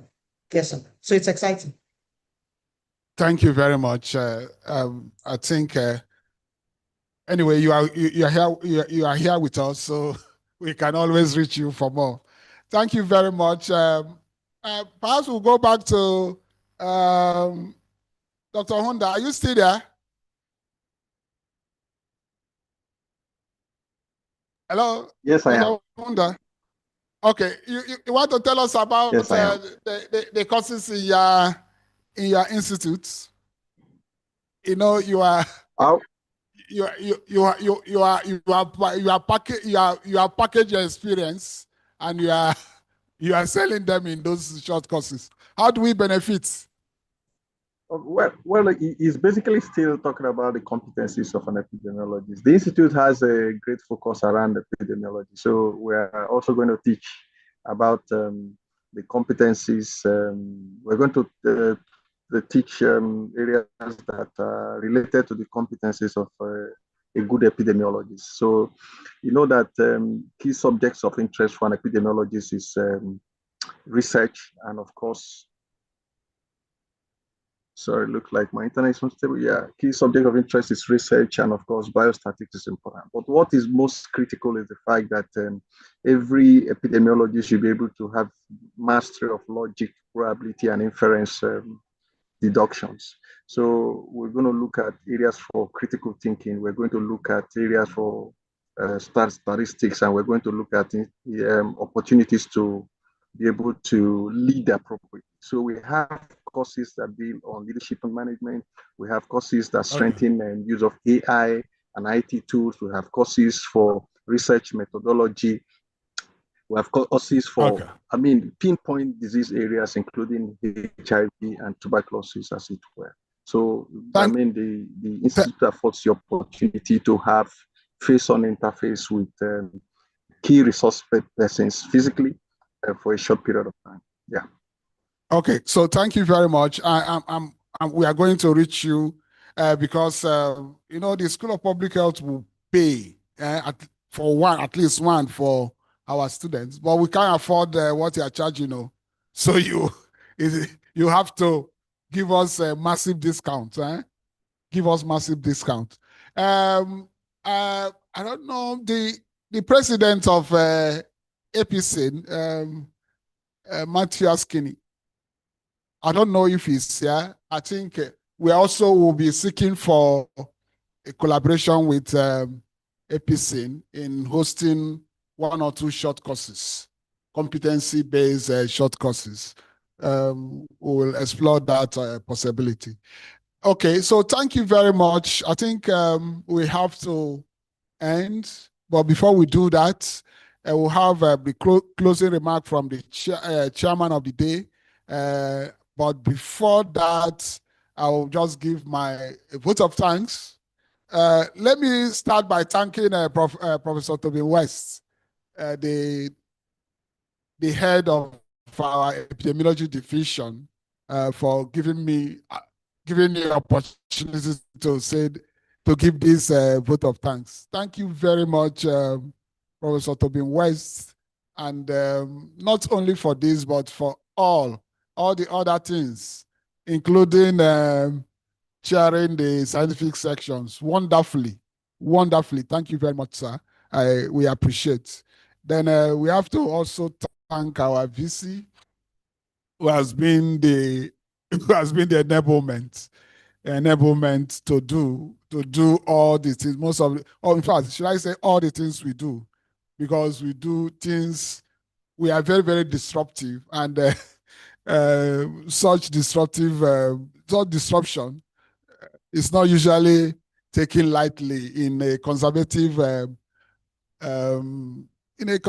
institution like us, like the university. Surprisingly, because universities should be the source of new thinking and not stick to old ways of doing things. So, but that's why we continue to thank our VC at every opportunity because of this assistance. And not only the assistance, but also the defense. I have to also thank the chairman of the day, the very Reverend Professor Lawrence Obonnaya, for honoring us with his presence. It's not easy to get both a spiritual and a temporal Lord to attend to events like this, but he graciously accepted our invitation to be the chairman of the day. Very special thanks to Dr. Akindele Olupelemi Adebiyi. Thankfully, he has been made a professor at Babcock University even before the University of Ibadan, which is his primary place of assignment. Just as I said earlier, I can't imagine. I've been a professor for 10 years now, and somebody like him, somebody like him. So I don't know what they want, but it's very, very solid. It's very, very solid. Very, very, very, very solid. For you to even attend to the status of the president of an important international organization like the International Epidemiological Organization, you must be a very sound person. And he once also said something about going almost on a yearly basis to go and acquire new skills on a daily basis, on a yearly basis, which means that you would have attended more than 20 of such training programs abroad. Thank you very much. I'm still, and of course, in the National Postgraduate Medical College is also actively involved in changing our examination method. He was one of the first person to mention the ANCOF and all those modified ones in medical education and assessment. Thank you very much, Professor Adebiyi. Thank you. And you accepted to take part as first accent, even when you were at that point you were facing you were handling a medical emergency of a family member. Thank you very, very, very much. I think we appreciate, and thank you for the insights you have given to us. I'm sure that the students, they have learned a lot. These, both the recording and the lectures will become learning materials that we will give to our students.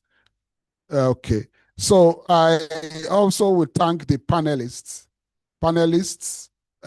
especially our own Professor Chima Huabunwa, a mentor right from the medical student days. In fact, when he graduated when he graduated, we are just entering medical school, and we were just wondering when are we going to graduate? Thank you very much. And of course, he was even very, very active in a Medical Students Association, PUNSA, and he has been wonderful. We have been wonderful. At a point, he was with us in University of Port Harcourt in the department of preventive and social medicine, and he has been very, very, very, very supportive, very, very supportive. And then my classmate and friend, the Onweze, Dr. Godin Honda, he will always show up at a moment of need, at a moment of need. And I will never forget what the assistance he gave to us for our swearing in as medical doctors. When we finished my classmates, Andre Faluku and I, we didn't have the suit to go for the swearing in. And I remember my dad offering me his own suit, but the lapels of his suit were as big, as large as cocoyam leaves. So just like Prince Nico, he offered me his Prince Nico suit, but it was Dr. Honda came to the rescue and gave us the suit which we used. If not, we could have probably gone with traditional attire, which one of our classmates went, and it was nearly denied. It was nearly prevented from getting sworn in. Thank you very much, Dr. Honda. Thank you very much for this and the other things. Then Professor Omasibe Madoka.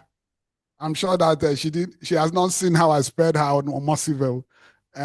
She will always correct me. I always get the spelling wrong. Thank you very much, my HOD. Thank you very much. Ebullient, multi-talented, and goal-getter. We are always very proud of her. Most times when I go out, I introduce myself as that Madoka and I are in the same department. And of course, in preparing for this conference, I had to even go and Google. Anyway, ask AI about her, and AI said a lot of good things, but including the fact that she was recently elected as the DVC R&D of our university. So, which means that AI can be wrong, but we know that is probably prophetic, because nothing is beyond nothing. I believe that the sky is our limit. In fact, even if I was told she's the president of Nigeria, I believe. Thank you very much, my HOD. Thank you very much. Then the other lecturers in our department, lecturers not only in our department, but also of the School of Public Health. We have so many across the country. Just as I said in my welcome address, we are even finding it difficult to get the right external examiners, because almost all the suitable ones or qualified ones are somehow involved in the School of Public Health, either as supervisors of students or lecturers. So we thank them all, and that is actually the beauty of our School of Public Health. That is the beauty of it, because we are given the powers to collect fees, and we use those fees to pay for these extra hands. And although I asked, I specially invited Professor Jonathan Dabo. I don't know if he finally attended. And I'm sure that other distinguished members of the Epidemiology Society of Nigeria also attended. I thank them and welcome them. I welcome them. So, and of course, the lecturers of my department in the school, in the medical school, and in the university, I thank all of them and then members and staff, management and staff of the School of Public Health, our admin officer, our admin secretary. In fact, I have to go and learn how to properly pronounce her name so that I can recognize her better. And then, of course, our students all over. We have students our students are in the thousand. Let me not say it too. We have several students, many of them. But in fact, they are the reason why we have this conference is holding over is it 13 days? Over 13 days. And I've never seen a century conference as that long, but it's because of the number of programs we have in not only in the subspecialties of public health, but in the allied health sciences. So we want to give them the opportunity to just do what we have done for epidemiology. I'm sure that we are even better informed on how to run this program, because we really don't want to just give out certificates. We want to be sure, we want to be confident that we have trained them enough to serve as epidemiologists. Yes, serve as epidemiologists, because that is the only way. That is the only way to build the status of university. So I thank you all. Thank you all for attending this day 4. Thank you very much. I don't know if the very reverend, I don't know if he's still on call, if he's to give his closing remark before we. Yes, sir. We end. I'm here. Okay, sir. Okay, sir. So, Yeah. yes, sir. Okay, so thank you very much, Best. Like your name, you are showing off that you are really the best. Thank you. Let me join him to thank everyone that has made this morning session very, very beautiful. You will never get tired of listening to my good friend, Belumi Adebi. He is a solid public health physician and our general president, sitting as president of council in IEA. If my information serves me right, I think he's the second Nigerian to have this honor. We don't mind whatever it is that is going on in the rest of Ibadan. You know that at the time, the MBA refused to honor the late Ganifawa Hilmi, and so students gathered around and made him senior advocate of the masses. So for us, whether he is pronounced by UI or not, we know he is a professor. He is more than qualified to be a professor. And we thank the Babcock University for making him an adjunct professor. Thank you so very much for that wonderful lecture. I personally learned a lot from it, as I always do when I listen to you speak. Soft-spoken, but very solid on the ground. If you wouldn't take anything out of that lecture, one thing you must take away from that lecture is that as an epidemiologist, you are trained to ask relevant contextual questions. You must ask questions, and it is in finding answers to those questions that makes your work, So I also want to thank you for the clarification that you gave. Many times when people are doing higher degree exams, it's like descriptive studies cannot fly.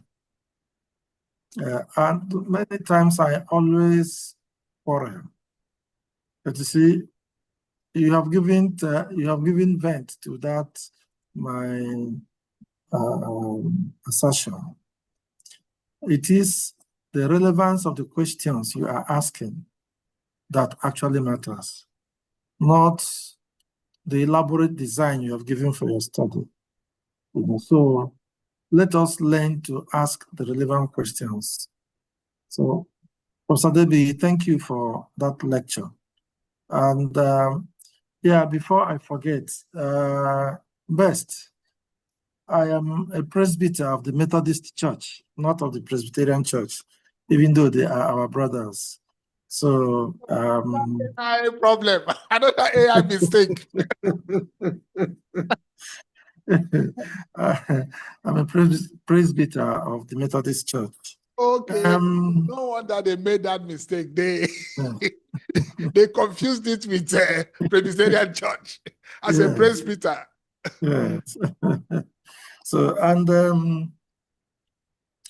Abonga, thank you very much for the insight you have brought from the African Epidemiological Consortium.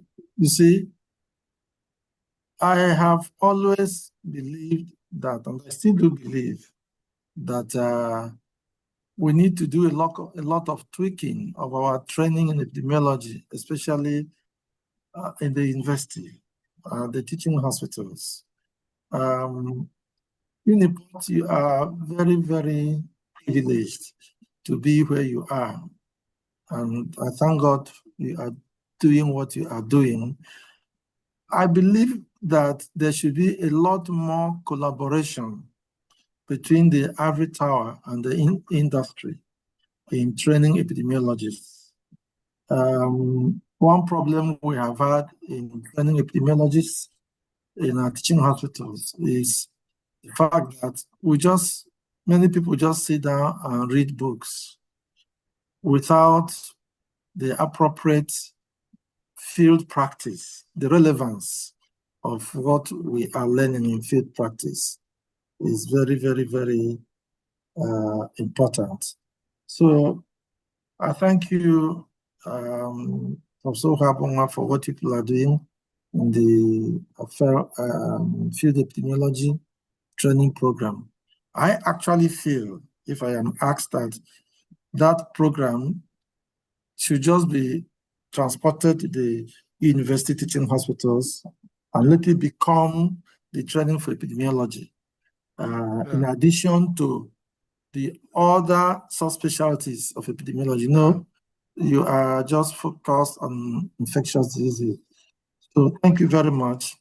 And I want to ask that, as Professor has promised, you are going to adapt all of this into the training you are doing. I must tell you that your school is getting a lot of popularity. So many people from Abakaliki, where I am, are doing their masters in your School of Public Health. So thank you very much. Continue what you are doing. I mean, the good Lord strengthen your hands and bless your program. Let me also thank the Vice Chancellor of UNIPORT for the collaboration and the encouragement he is giving to the School of Public Health. I think this is the way to go. Thank you very much. God bless you. Thank you very much for the speech and the prayer. Thank you very much. So we are going to start our closing formalities with the national item followed by, what is the order now? The UNIPORT item followed by the national item. Thank you very much. Thank you.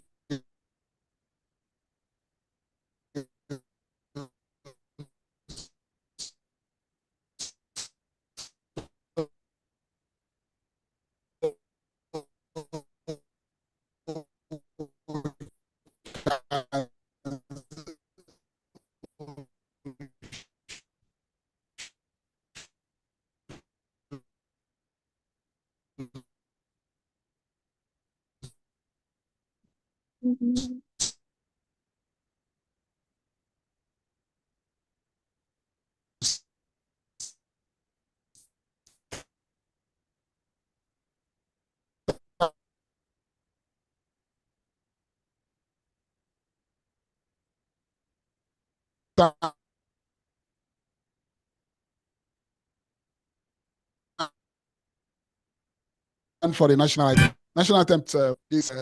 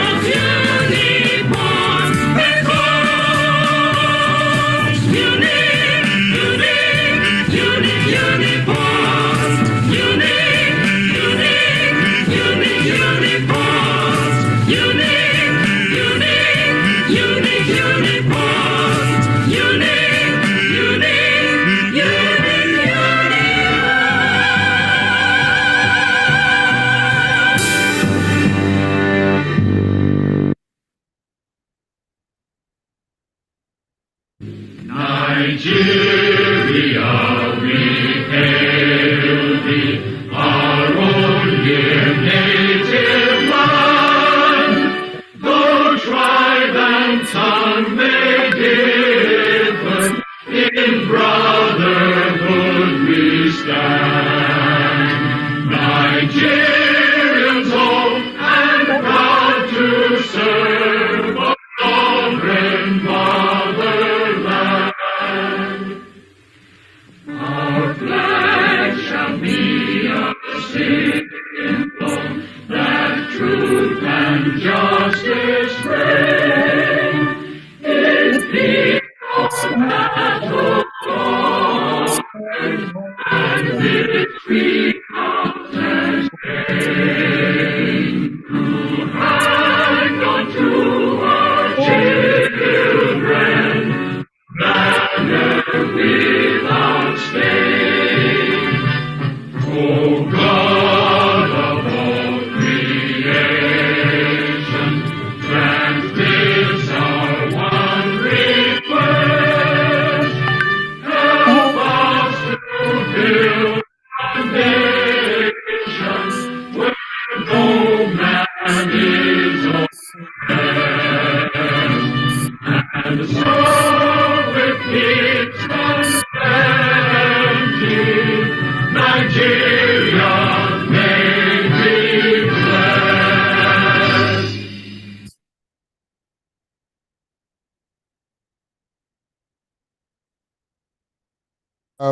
So the next will be, by 4 p.m., from 4 p.m. we'll start the scientific sections, where we'll be having a presentation of abstracts, submitted abstracts. Currently, we have more than 200 abstracts already submitted. So let me thank you for attending. Unfortunately, we can't send refreshments. We can't send refreshments virtually, but we'll find a way to actually do that. Thank you very much, and have a blessed day. Thank you. We appreciate. So, but please just also remember that the conference continues tomorrow with the day dedicated to health system management, and we'll be having speakers and panelists, panel discussants. They have been selected, and I'm sure that the standard will be as high as today. Thank you very much. But anyway, yes, thank you very much. Thank you, thank you, thank you. So see you by 4. And very reverend, thank you very much. I think yes, let me not say that you have been discharged and acquitted from yes, thank you. I appreciate. Thank you, sir. Thank you. Thank you. Thank you. Thank you, Adebi. Thank you very much. So